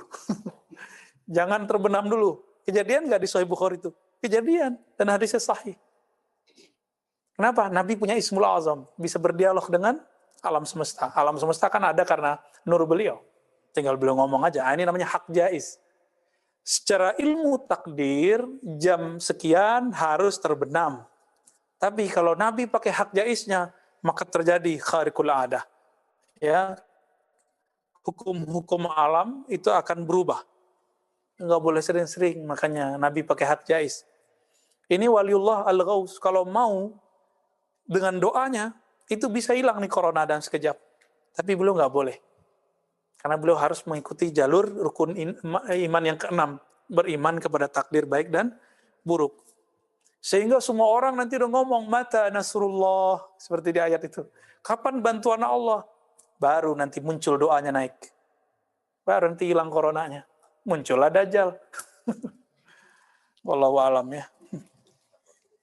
Lebih repot lagi. Jadi kalau antum mau sekarang juga nih hilang corona, siap-siap Dajjalnya langsung keluar. Siap. Ngaji kitabnya belum beres. Saya masih ingat ya, kalau kita baca hadis Abu Daud ya, saya ingat saya, antum kalau di Riyadhus Shalihin kan ada ya, atau langsung ke Sunan Abu Daud tentang fitnah akhir zaman. Semua orang yang merasa dirinya selamat atau beriman, kalau ketemu Dajjal, lewat. Langsung musyrik. Kecuali dia punya ma'rifat sampai ke dalam dirinya. Sehingga dikisahkan bahwa ada pemuda di Palestina, di Al-Quds, ya, dia datang ketemu Dajjal, lalu Dajjal belah dirinya. Kata Dajjal, kalau aku belah badanmu, aku matikan kamu, lalu aku hidupkan, engkau percaya nggak? Ya coba aja gitu. Dibelahlah, gergaji. Mirip kayak di film-film itu ya. Set, berapa tua? Dihidupin lagi sama dia. Berarti si Dajjal bisa, nah maka namanya Al-Masih, Masih palsu. Karena ada Al-Masih Isa, juga bisa menghidupkan, ini Al-Masih, sama-sama bisa menghidupkan. Antum gimana tuh kalau udah ketemu gitu? Kuat nggak? Orangnya udah ada sekarang. Di Al-Quds. Ya. Cuma umurnya berapa kita nggak tahu. Ketika dia hidupkan kembali, apa kata dia? Saya tambah yakin bahwa engkau benar-benar Dajjal seperti yang dikabarkan oleh Rasulullah Sallallahu Alaihi Wasallam. Kirain Dajjal bakal menang kan? Nah, kalau kualitasnya kayak gitu, silakan ketemu Dajjal antum ya. Jangan sok-sokan. Kita nggak kuat ketemu. Dikasih krisis, nggak makan sehari 2 hari, 40 hari nggak makan gimana yuk? Sehari kayak rasanya setahun. 2 hari udah kayak 2 tahun deh. Tapi bagi orang beriman, kata Nabi, sehari kayak setahun, hari kedua kayak sebulan, hari ketiga kayak seminggu, hari keempat kayak sehari sampai hari terakhir. Baru normal hidupnya. Itu Imam Mahdi udah ngapain? Imam Mahdi sedang melakukan futuhat kemana-mana. Tiba-tiba Dajjal keluar. 40 hari doang. Doang sama dengan 40 tahun. Na'udzubillah min dzalik. Nah, di saat itulah nanti orang lihat kuburan, coba kalau saya mati gitu, ngomong itu. Itu yang disebut kasratul haraj. Ya. Nah, kalau dia nggak punya ilmu rohani sampai tembus ke ruhnya, cuma sampai di nafsiyahnya, nanti dia akan ya ngikutin Dajjal. Karena Dajjal dia awal-awal akan ngaku jadi wali. Lama-lama jadi Tuhan ngakunya. Na'udzubillah min dzalik. Maka bagi saya, sudah hampir wajib lah sekali atau 2 kali sehari baca doa Allahumma a'udzubika min fitnatil qabri wa adzabin nar wa fitnati masihid dajjal. Itu sudah hampir wajib. Dan setiap nabi setelah Nabi Musa selalu pesan ke umatnya, hati-hati Dajjal, hati-hati Dajjal. Berarti Dajjal itu memerangi semua nabi enggak? Nah, maka antum lihat, setelah Nabi Musa, jika ada nabi dibunuh di dalam pohon, nabi dikejar-kejar, itu yang ngerjain si Dajjal itu. Dengan nama yang berganti-ganti. Saat Nabi Muhammad SAW lahir, tertutuplah semuanya. Dajjal kemudian dilarikan ke pulau yang wallahu alam sekarang di mana ya. Kita serahkan ilmunya kepada Allah dan kita minta Allah supaya menjaga kita dari fitnah Masih Dajjal. Jadi ada jalan pintas di akhir zaman. Kenapa kitab ini kemudian Allah takdirkan kita buka sekarang? Karena ini kitab ma'rifat. Karena, ada akhfalah ya. Insyaallah marhaban. Ya akhfalah. Al-Butuni. Ketutup cahaya. Ya. Jadi di balik cahaya kita nggak bisa lihat ya. Mulai menjalani thariqah itu dari thariqatul ma'rifah. Jadi mulainya dari ngaji. Itu jalur pintasnya. jangan mulai dari wirid. Kenapa saya cuma ngasih antum yang baru-baru datang ya Hayyu Qayyum, kan itu dikit. Cuma berapa? 40. Kalau yang lagi minat 200. Biar ngajinya lebih banyak daripada wiridnya. Ruh itu maunya cuma ma'rifat, ilmu. Sedangkan nafs, dia harus digembleng, dilawan terus. Maunya tidur, dilawan bangun. Maunya malas, lawannya zikir, gitu. Nggak kuat kita setiap hari berhadapan dengan ini. Maka kita balik, kalau dulu orang mulai dari bab Thariqah, sekarang kita balik dari bab Ma'rifah. Gitu. Dan syariah selalu membersamai semua itu, jadi nggak boleh lepas. Nah, dari katakan di sini, famtala'at qulubuhum min 'azamatil wahdaniyah. Lalu kalbu mereka dipenuhi oleh keagungan ma'rifat keesaan Allah. Sehingga fa'anna yastafiquna li dzikrin nufus. Maka bagaimana mungkin mereka akan menoleh ke nafs? Ini nggak mungkin mereka menoleh ke sisi nafsiyah. Kenapa? Karena sudah asyik dengan keagungan ma'rifatullah. Orang kalau sudah dapat berlian, mutiara, sama batu-batu biasa gimana? Paling dia senyum-senyum aja ngeliatnya. Dikasih hadiah sama orang, nih, saya kasih nih, 1 dus. Isinya apa? Berlian. Antum masih minat nggak sama orang yang jual-jual batu-batu di luar? Udah nggak? Mirip-mirip begitulah. Maka ma'rifat ini diberi. Zahirnya kita belajar. Zahir belajar begini. Nah, batinnya Allah nanti yang kasih antum. Insya Allah. فَإِذَا أَمَاتَهُمُ اللَّهُ تَعَالَى فَهُمْ لَا يَلْتَفِتُونَ إِلَى طَلَبِ فَائِدَةٍ أَوْ عِلْمٍ أَوْ حِكْمَةٍ. Kalau Allah telah matikan jiwa, nonaktifkan jiwa mereka itu, mereka tidak pernah menoleh kepada benefit. Faedah kan benefit, pahala. Aw ilmin, aw hikmatin, ya. Nambah wawasan yang sifatnya ilmu al-aradiyin tadi, ataupun hikmah. Hatta yakuna huwa alladhi yufiduhum wa yadulluhum. Sampai Allah lah langsung yang memberi mereka laduni. Nah, jadi emang orang kalau sudah masuk di sini, ini kadang-kadang malas ngaji kitab. Kecuali kitabnya yang berkaitan dengan itu. Tapi ada juga yang setan yang masuk, nggak usah ngaji, ilmumu lebih tinggi. Nah, jadi kalau ada lebih tinggi, ya itu nggak benar. Setiap kali ada bunyi lebih tinggi, kamu lebih pintar, berarti itu iblis yang ngomong, setan. Jadi ma'rifatnya bukan ma'rifat ilahi, ma'rifatnya syaitani. Tapi misalnya, saya kok kurang minat ya ngaji fikih perdebatan. Bukan berarti saya tidak meremehkan, enggak. Saya nggak ngerti itu, tapi kok kurang minat ya. Berarti antum makanan rohaninya udah berat tuh. Senangnya mah ngaji yang begini, misalnya gitu. Coba aja ntar. Ya. Nah, maka kita kalau ngaji fikih harus dimulai dengan rohani, ditutup dengan kerohanian. Nah, saran saya bagi yang mampu baca kitab, baca itu. Al-Mizan Al-Kubra, ya, karya siapa? Imam Sya'rani. Atau jilid pertama dan kedua dari Al-Futuhat Al-Makkiyah. Kalau yang cetakan Darul Kutub, atau jilid pertama dari yang Darul Fikr. Itu ada di situ tentang hikmah dari semua ibadah. Jadi orang beribadah itu nggak hanya cari-cari pahala lagi, tapi bagaimana mendekat kepada Allah Subhanahu wa Ta'ala.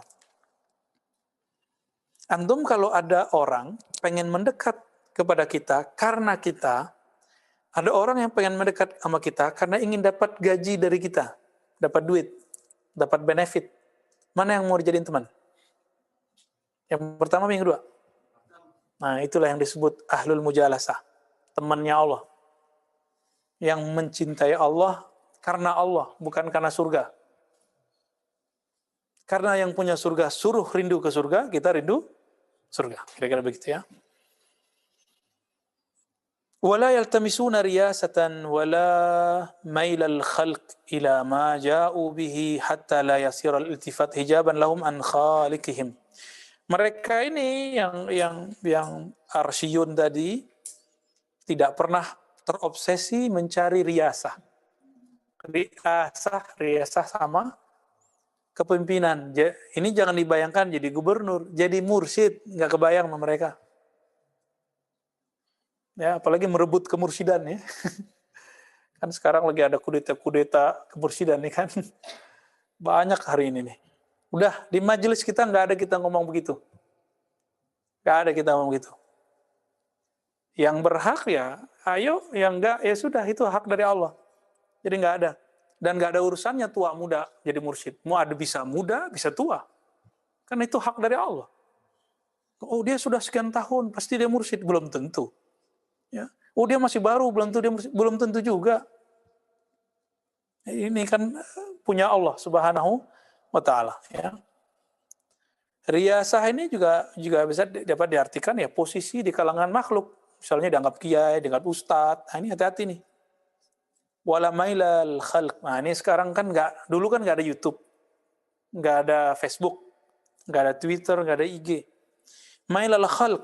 Nah, cenderung ke makhluk, suka di like, sedih kalau dikritik, sedih kalau di unlike. Hati-hati tuh, antum kalau masih begitu stop dulu main Facebooknya, sampai hatinya oke, baru main lagi. Stop dulu, jangan pasang status, sampai kemudian kolbunya stabil, baru pasang status. Berarti sebelum pasang status, apa yang kita lakukan? Ta'awuz dulu. Ta'awuz itu paling cepat. Aku berlindung kepada Allah dari setan yang dirajam. Itu paling efektif dah. Udah zikir, baru klik. Jadi nanti kalau ada yang komen nggak enak, ya biasa aja. Allah yahdik, ya kayak kemarin ya, yang sering nyampe ke Buya Zulfikar itu kan disampaikan gitu. Semoga Allah memberi hidayahmu. Ya kita aminin aja ya. Wa ba'da wala hatta la yasira al-iltifat hijaban lahum an khaliqihim. Sehingga mereka enggak tertarik sama sekali berpaling dari selain Allah Subhanahu wa taala. Wa ba'da hadhil asya busyiru bi fawzil aqibah. Setelah mereka istiqomah di sini, baru mereka dikabarin fauzil aqibah. Ujungnya gimana? Jadi belum tentu orang yang kasyaf hari ini dia selamat. Terus gimana? Yang selamat wa ba'da hazil asya. Di sini ada kalimat istiqomahnya sebenarnya. Ada makna di situ. Setelah mereka istiqomah, tidak berpaling kolbunya kepada selain Allah, baru mereka diberikan kabar gembira di akhirnya nanti. Mereka akan dijadikan apa, makomnya bagaimana. Ya. Antum tahu Ibnu Sayyad di zaman Nabi, atau Ibnu Sayyid, bisa ngelihat aras. Tapi Nabi menyebutnya Dajjal. Bayangan Dajjal. Kira-kira begitu. Jadi bayangan Dajjal sudah ada yang datang ke Nabi. Nabi Ibnu Sayyad. Musailamah al-Kazzab itu kasyaf loh, tapi kasyaf setan. Maka dia dapat ayat kan? Itulah ayat-ayat setan pertama yang ada.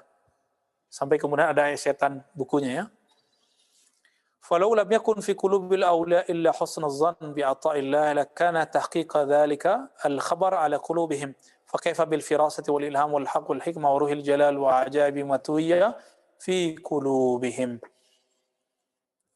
Kalau bukanlah ada di kolbu para wali itu husnuzan. Nah, ini husnuzan ini kan keyakinan yang kuat. Jadi apa itu husnuzan? Al-yaqin al-qawi. Keyakinan yang kuat itulah husnuzan.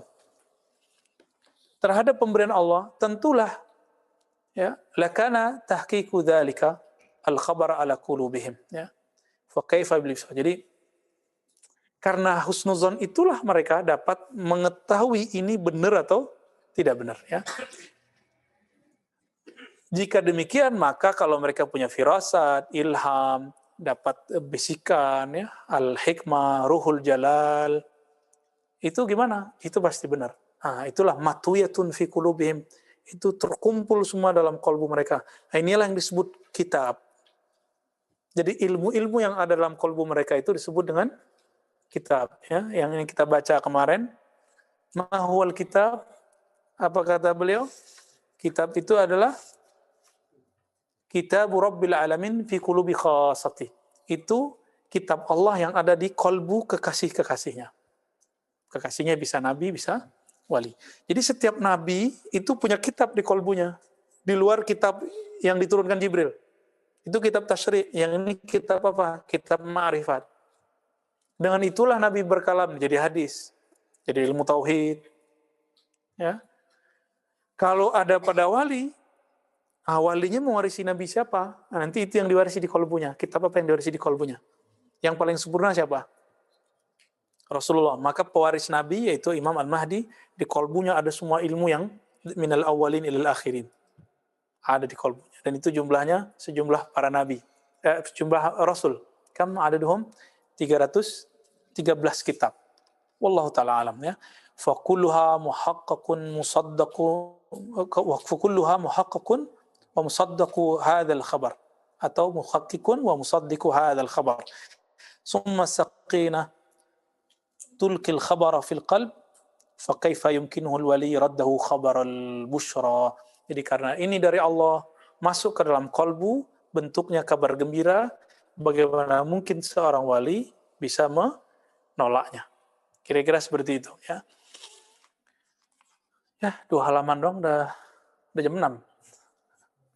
Ada pertanyaan nggak? Ya, fadhal Ustaz Eka.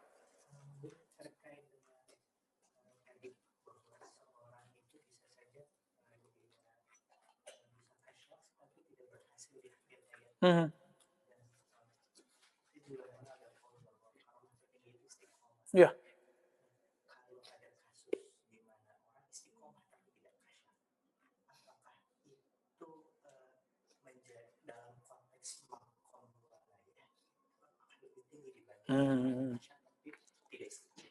Ujian orang istiqomah adalah nyari-nyari kasyaf. Jadi pertanyaannya nih, kalau tadi ada orang kasyaf nggak istiqomah, sekarang dibalik. Ada nggak orang istiqomah nggak kasyaf? Iya benar. Ada orang yang merasa dirinya istiqomah, nyari kasyaf. Maka dia abdul kasyaf. Dia hamba kasyaf. Nggak usah dicari kasyaf. Ciri-cirinya apa? Itu di sininya, fikrahnya. Itu sebabnya kita zikir lataif nembak ini. Diajak dia zikir. Otak kita diajak zikir sehingga mengalir ke semua sel otak kita. Jadi dia nggak mikir macam-macam lagi. Nah, di situ ada kepasrahan. Jadi orang kalau benar nih zikir otaknya, dia bisa fokus, titik khusyuk di situ. Jadi saya kalau nggak belajar khusyuk, nggak perlu pakai teori-teori harus sholat di tengah hutan, harus sholat dengan suara gemercik air, itu mah lebay ya. Ya, norak. Kata teman saya itu norak. Ya, kita nggak bilang norak lah ya. Tapi itu terlalu biasa. Itu khusyuk apa itu yang begitu? Berarti khusyuknya dari X dong. Faktor X. Emang kalau nggak ada gemercik air, antum nggak khusyuk? Ya. Kalau nggak malam hari nggak khusyuk. Kalau nggak ada suara-suara jangkrik nggak khusyuk. Ya. Khusyuk bukan dari situ kan? Walaupun hadisnya lemah, tapi kan Nabi mengatakan, kalau orang ini yang lagi main-main jenggot itu, khusyuk, kolbunya, tentu khusyuk fisiknya. Berarti khusyuk dari mana? Dari kolbu. Nah, jadi bagaimana dengan orang yang istiqomah, tapi tidak kasyaf? Nah, kita ambil kalam Ibnu Athaillah Sakandari. La tatturki dzikra. Ingat itu kalimat? Jangan kamu tinggalkan zikir, karena kamu tidak merasa hadir. Kolbunya nggak connect. Udah zikir aja terus. Kenapa? Siapa tahu nanti kalau kamu istiqomah, kamu lupa dengan kasyaf. Maka Allah angkat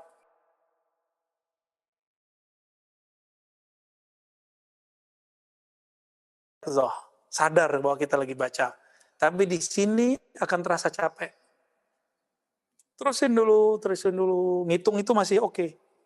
Kalau istiqomah lupa kalau kita berharap kasyaf. Jadi orang dikasih kasyaf, kalau dia lupa dia pengen kasyaf. Dia ditanggalkan obsesi itu. Sehingga dia tidak menjadi hamba kasyaf. Baru Allah naikin ke zikir setelah yakzah, zikir gaib, zikir yakzah, sekarang zikir hudur. Ada rasa hadir yang punya nama di kolbu. Itu udah naik tuh, udah level 3 tuh. Nah, yang terakhir fana. Kita nggak ingat lagi hatta sama diri kita, nggak mungkin nggak lupa kali. Nah, di saat itulah orang merasakan ajaib wahdaniyatillah, keagungan, keesaan Allah SWT. Inilah makna kul wallahu ahad. Katakanlah Allah benar-benar dia ahad. Ya, karena Allah wala syai'a ma'ah. Baru terbukti itu hadis Sahih Bukhari, riwayat Abu Musa al-Ash'ari, ditanya, bagaimanakah Allah ya Rasulullah? Beliau mengatakan, Allah ada dan tidak ada bersamanya. Nanti antum akan merasakan itu. Akan merasakan itu. Semoga kita sampai ke sana. Amin. Ya. Jadi gimana caranya? Nah, maka harus digembleng oleh seorang guru yang dia wusul kepada Allah. Pasti guru ini dia sudah digembleng juga sama gurunya. Nggak mungkin nyampe-nyampe sendiri. Ya. Antum bisa wisuda S1, ada pembimbing skripsi nggak? S2 ada pembimbing tesis, S3 ada disertasi. Masa urusan dunia ada pembimbingnya? Sombong sekali kau, ya. Kok bilang, saya nggak perlu pembimbing dalam thariqat, ya? Banyak kan yang ngomong begitu? Iya, langsung saja kepada Al-Quran dan Sunnah. Akhirnya, jika ada wisuda di kampus, dia wisuda bodong deh. Jadi wisuda walinya wisuda bodong. Dia diangkat jadi wali, dirinya yang angkat dia jadi wali. Atau jamaahnya angkat dia jadi wali. Kemursidan itu mirip loh kayak wisuda. Diijazahin, aku ijazahkan engkau seperti aku diijazahkan guruku. Itu wisuda itu. Dia nggak diangkat, ngaku-ngaku. Ya berarti dia apa dong? Pengangkatan bodong.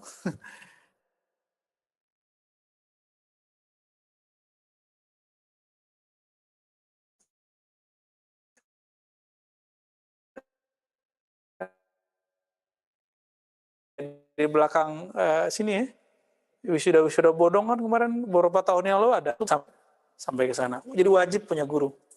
Guru ini bisa dikasih, ini bisa enggak. Ini dikasih zikir, ini enggak. Ini ngaji aja deh. Nah, yang paling bagus itu ngaji. Ngaji paling bagus karena dia ma'rifat ruhnya langsung. Dan itulah jalan pintas. Thariqat itu kan berlatih dulu, muter. Kalau ruh langsung kepada Allah Subhanahu wa Ta'ala. Nah, ya semoga kita bisa ke sana lah. Amin ya rabbal alamin. Gitu Sadeka ya.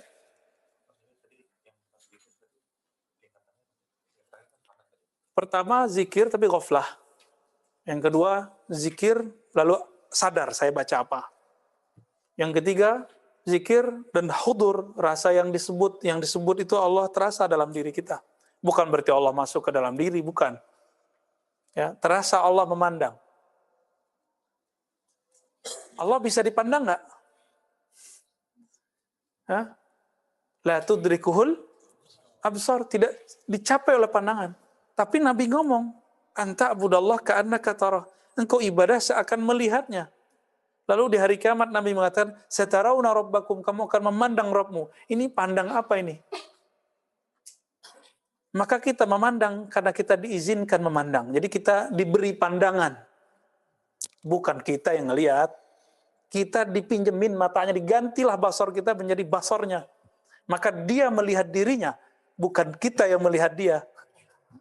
Ya, Allahumma sholli ala sayyidina. Dalilnya apa? Dalilnya hadis Imam Bukhari itu. Kuntu sama'ahul ladzi yasma'u bi. Yang mendengar itu sudah samaku. Yang yubsir itu sudah basorku. Yang melihat itu sudah penglihatanku. Berarti kalau dia yang mendengar, dia yang melihat, berarti dia melihat dia. Huwa yara nafsahu.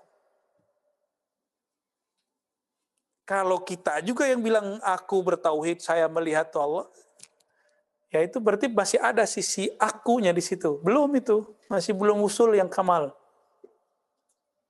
Itu sebabnya ketika para ulama dulu itu nggak tahan asik masuknya di alam ini, yang disebut ahud, yang paling ujung itu. Disitulah berkalam Abu Yazid Subhani. Karena nggak ada lagi Abu Yazid. Maksudnya aku. Jadi lidahnya Abu Yazid dipinjam oleh Allah. Karena dia berkalam bukan dengan kalamnya lagi, tapi dengan kalam Allah. Itu maknanya. Maka antum mau kafirkan Abu Yazid nggak? Justru Abu Yazid kalau di tahapan ini ngomong subhanak, dia jadi musyrik. Dua, ada aku dan engkau. Di tahapan itulah ya. Ketika Abu Yazid kembali menjadi manusia normal, dia nggak boleh ngomong subhani, maksudnya aku. Dia kembali ngomong subhanallah. Gitu ya. Nah, ini sebenarnya makna asli dari kalam-kalam sufi itu yang disalahfahami oleh para haqidin au jahilin, ya. Orang yang iri ataupun yang tidak mengerti hakikat mereka. Itu ahud tadi. Syekh Siti Jenar sama persis. Hallaj begitu juga. Karena Ghazali mengatakan, seandainya aku qadhinya, aku akan bebaskan mereka.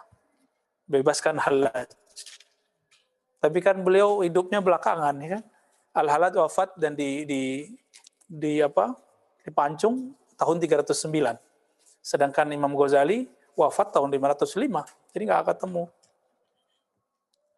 Jadi mundu zaman ini yang saya ulang-ulang teman-teman. Sufi mazlum. Sufi itu dari dulu dizolimi. Terus antum mau diem? Nggak boleh. Kita kalau udah tahu ilmu ini, kita nggak boleh diem. Kita kalau diem, syaitan akhras. Setan yang membisu. Ya, kita nggak mau ya. Maka kita ambil resiko. Dizindikkan orang. Kita ambil resiko. Dianggap sesat sama orang. Dianggap syubhat sama orang. Nggak ada urusan. Ya. Karena ruh kita sudah merindukan Allah. Mau orang bilang apa, urusan mereka ya. Lana khawful matalaib. Ini yang sedang kita latih. Tidak takut hujatan orang-orang yang menghujat dari kalangan yang jahil ataupun yang iri. Tapi kalau yang memahari kita, guru kita, baru kita takut. Orang alim yang mengenal ilmu ini negur kita, baru kita insaf.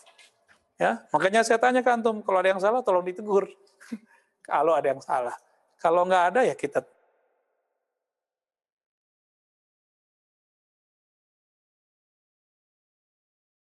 sama-sama. Baik. Dari mana nih? Dari alam malakut. Ya, kalau semuanya apa dipilih? Dipilih yang relevan aja. Bismillah. Assalamualaikum, Mas Buya. Ingin bertanya, dalil ayah Nabi Yakub apakah bisa kita teruskan ke pemahaman bahwa yang dipanggil ayah oleh Nabi Ibrahim dan dalam Al-Quran sebenarnya adalah pamannya? Karena keyakinan kita bahwa nasab Rasul tidak mungkin dari orang-orang musyrik. Betul. Ya, ini pertanyaan berkualitas nih ya. Berarti ngaji akidahnya benar ini. Dalam tafsir, ketika Sayyidina Ibrahim mengatakan Azar, ada kan? Azar ini dalam bahasa Arab ini sulit dikatakan aslinya, artinya. Dan ditambah dengan benturan fakta sejarah bahwa ayahanda Sayyidina Ibrahim namanya bukan Azar. Siapa nama ayah beliau? Taruh. Dan itu hampir sama dengan berita yang kita dapatkan dari para pengkaji Bible. Ya, Bible kan Israiliyat berarti ya. Nabi mengatakan hadis wan Bani Israel fala tusaddiquhum wa la tukadzihum. Kamu boleh cerita tentang Bani Israel, tapi jangan langsung terima, jangan langsung tolak. Yang gitu. Pas kita kajiannya sekarang kan udah jadi kajian sejarah. Siapa Azar ini? Oh, berarti Azar ini mungkin gelar. Nah, di dalam tafsir Ahlus Sunnah, karena menjaga kaidah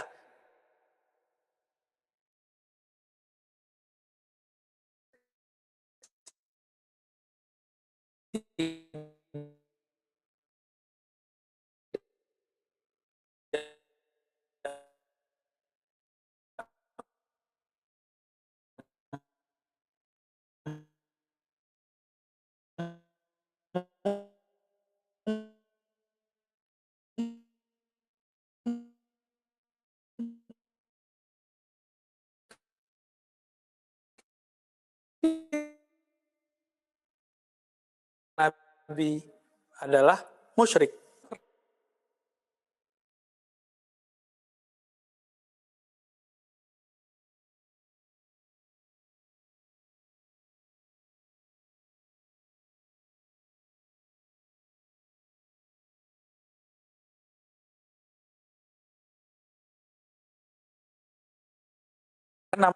Gitu ya, Dok. Apalagi loading.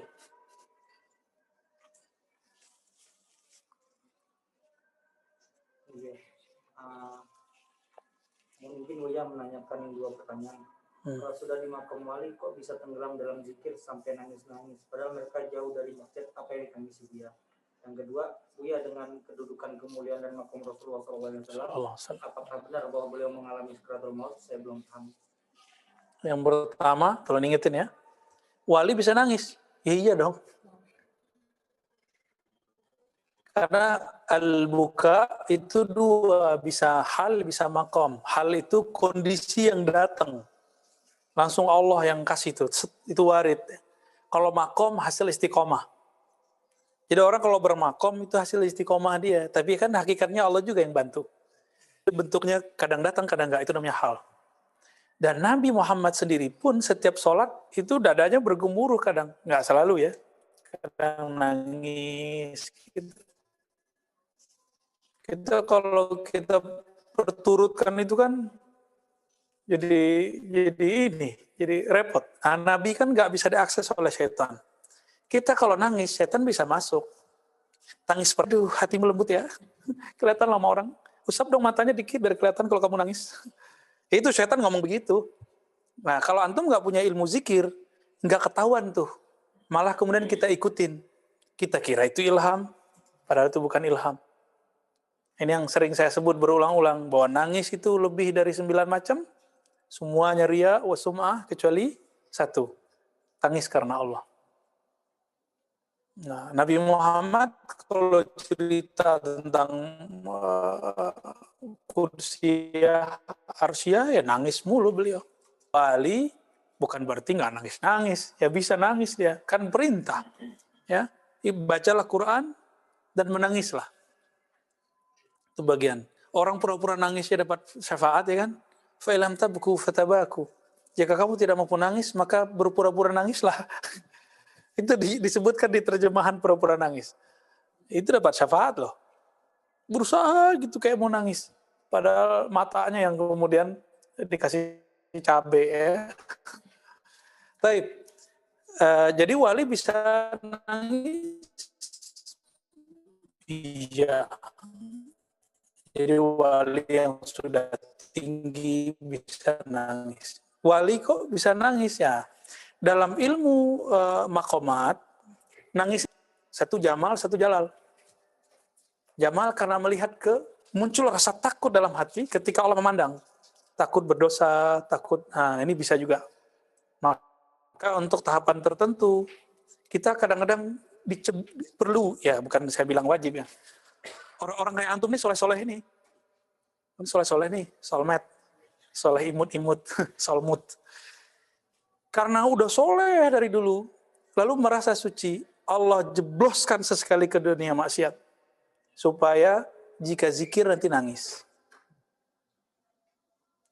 Kita akan begitu. Jadi antum yang susah nangis, itu harus minta ampun kepada Allah. Kenapa hati ini keras? Mungkin karena merasa suci kali. Coba aja, nanti maksiatnya gak jauh-jauh. Bisa di handphonenya, bisa di mana-mana bisa kita maksiat. Ketika kita maksiat, ada perasaan cepat kembali. Nah, ini berarti hidayah masih ada. Tapi kalau kemudian antum merasa, ya sudahlah, hancur-hancur sekalian, nah, di istidroj dia. Kan kita gak ada yang selamat nih dari dosa. Karena kita gak ada yang selamat dari dosa, cepat kembali ketika berdosa. Kan besok gak tahu juga nih. Antum besok bener gak? Sama, saya juga gak tahu. Bisa jadi saya besok maksiat, antum maksiat. Maka jangan pandang guru kesuciannya, teman kesuciannya. Pandang bahwa dia sedang membawa ilmu. Pandang teman kita bahwa mereka pencinta ilmu. Kalau antum pandang kesucian, nggak ada orang suci di dunia. Ya, saya kalau mikirin itu nggak berani buka kitab saya. Wah, saya belum pantas ya. Kapan mau pantas? Mati duluan kali baru pantas. Belum tentu juga. Mau orang mati selesai masalah. Enggak, orang mati nyari ma'rifat lagi. Mumpung masih di sini, kita buka, kita ma'rifat. Jadi, inilah alasannya kenapa kita masih buka kitab. Kalau saya mau kan bisa aja pakai ilham. Tapi kan nanti susah memverifikasinya.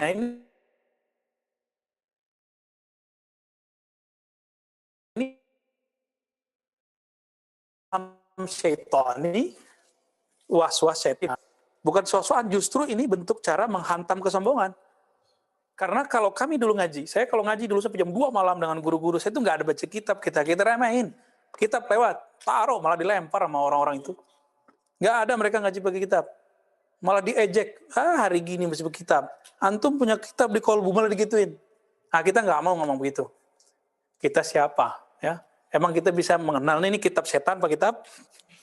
Ya, malaikat kita nggak tahu ya. Nah, maka ini kira-kira guidance-nya. Jadi biar antum nanti kalau ada bisik-bisikan langsung cut. Wah, ini nggak bener nih. Ini setan. Tinggalin. Ya. Taib. Yang kedua tadi apa? Kedudukan Buya dan kedudukan kemuliaan dan makam Rasulullah. Sallallahu alaihi wasallam. Beliau mengalami sakratul maut. Beliau meminta. Jadi Nabi itu meminta dapat sakratul maut. Kalau orang nggak usah Nabi, orang soleh aja, antum belum punya zikir kolbu nih, Allah, Allah. Malaikat kalau lihat, itu nggak berani nyebutnya kenceng-kenceng. Itu meninggal kayak orang bangun tidur. Tertidur, bangun. Bangun-bangun dari alam kubur. Itu aja bedanya. Nyari handphone nggak ketemu. Ya. Tapi kalau udah biasa tidurnya dengan zikrullah, pas bangun tidur, lafaz pertamanya apa? Maka nih, kalau mau tidur, setelah baca zikir Fatimah, zikir apa kita? La ilaha illallah Muhammadur Rasulullah. Tambahin, karena udah akhir zaman kan? Siapa tahu kita dapat masanya. Al-Mahdi Khalifatullah, itu tambahan. Ya, bukan tambahan syahadat loh ya. Ini cuma semoga kita ketemu mereka, ketemu beliau. Jadi kalau mau tidur, mau bangun, itu kalam terakhir kalau bisa. La ilaha illallah atau asyhadu an la ilaha illallah asyhadu anna Rasulullah. Tapi asyhadunya enggak usah deh, pakai la ilaha aja. La ilaha illallah Muhammadur Rasulullah al-Mahdi Khalifatullah bismikallahumma ahya wa amut. Tidur deh kita. Ya, setelah zikir-zikir tadi. Nanti antum bangun pasti kalam itu yang pertama keluar. Syahadat pertama itu keluar. Nah, seandainya kita pas bangun udah di alam barzakh. Kaget malaikat maut, malaikat mungkar nakir. Loh, ini temannya Imam Mahdi nih. Siapa tahu ya kan. Mas Mahdi ya. Terjawab nggak? Belum. Ya, jadi Nabi meminta dapat sakratul maut. Akhirnya beliau tahu. Nah, kalau bahasa pendekatan lainnya, ini mirip-mirip orang Kristen, tapi ini bukan Kristen ya. Ini bukan ngambil dari Kristen. Dalam ajaran Kristen kan diyakini bahwa Yesus menebus dosa. Kira-kira begitu ya. Tapi kita boleh loh interpretasi. Nabi itu meminta sakitnya sakratul maut umatnya, itu beliau nanggung. Kira-kira begitu. Makanya beliau berkalam, ummati, umatku, umatku. Diambil itu sakitnya antum mau mati itu udah diambil sama Nabi. Makanya banyak-banyak salawat sama Nabi. Kalau nggak ada salawat sama Nabi, kita nggak ada. Hawa itu boleh digauli oleh Sayyidina Adam dengan salawat. Berarti di ujung rambut kita sampai ujung kaki kita, kalau dibacain salawat dia pasti merinding. Kenapa? Itu mahar mbahku. Sayyidina Adam. Ada di sini dari ujung rambut kita sampai ujung kaki. Maka antum kalau beri itu haknya, dia akan merindukan Sayyidina Adam, Sayyidatuna Hawa, bahkan Sayyidina Nabi Sallallahu Alaihi Wasallam. Jadi jangan lupa, kalau bagi saya sholawat udah wajib, ya udah wajib, nggak sunat lagi. Allah kok langsung bersolawat dan Allah yang langsung memerintahkan sholawat, ya kan? Coba antum lihat, Allah berhaji nggak? Allah zakat nggak? Zakat bener loh, duit, nggak kan? Allah sholat nggak? Tapi Allah bersolawat. Berarti sholawat itu adalah ibadah azali. Ibadah azali itu. Dan orang yang bersolawat, maka ruhnya tua. Ruhnya langsung dewasa. Apalagi kalau dia mengenal siapa yang dia salawatin. Nah, saya diperintahkan guru saya untuk memperkenalkan nama-nama Nabi itu. Nanti ba'da maghrib ingetin saya. Antum kalau sebut nama itu, namanya kita sudah kenal semua. Tinggal mengenalnya. Udah pernah kita jelaskan pekan lalu, ya, tapi yang nggak direkam ya. Ya, nama-nama beliau. Kalau kita menyebut nama itu dalam salawat, itu udah sama kayak salawat azaliyah. Yang antum tahu kan selama ini salawat Jibril gitu ya. Ada salawat yang lebih tinggi dari itu. Ya, Allahumma sholli ala Sayyidina Ahmad wa ala ali Muhammad wal mahdi khalifatillahi ahad. Lanjut. Apa cukup? Udah ya? Alhamdulillah rabbil alamin. Subhanakallahumma wa bihamdika asyhadu an la ilaha illa anta astaghfiruka wa atubu ilaik. Semoga bermanfaat. Bagi yang ada waktu silakan dilanjut sampai maghrib ya. Kasih jalan buat teman-teman akhwat. Assalamualaikum.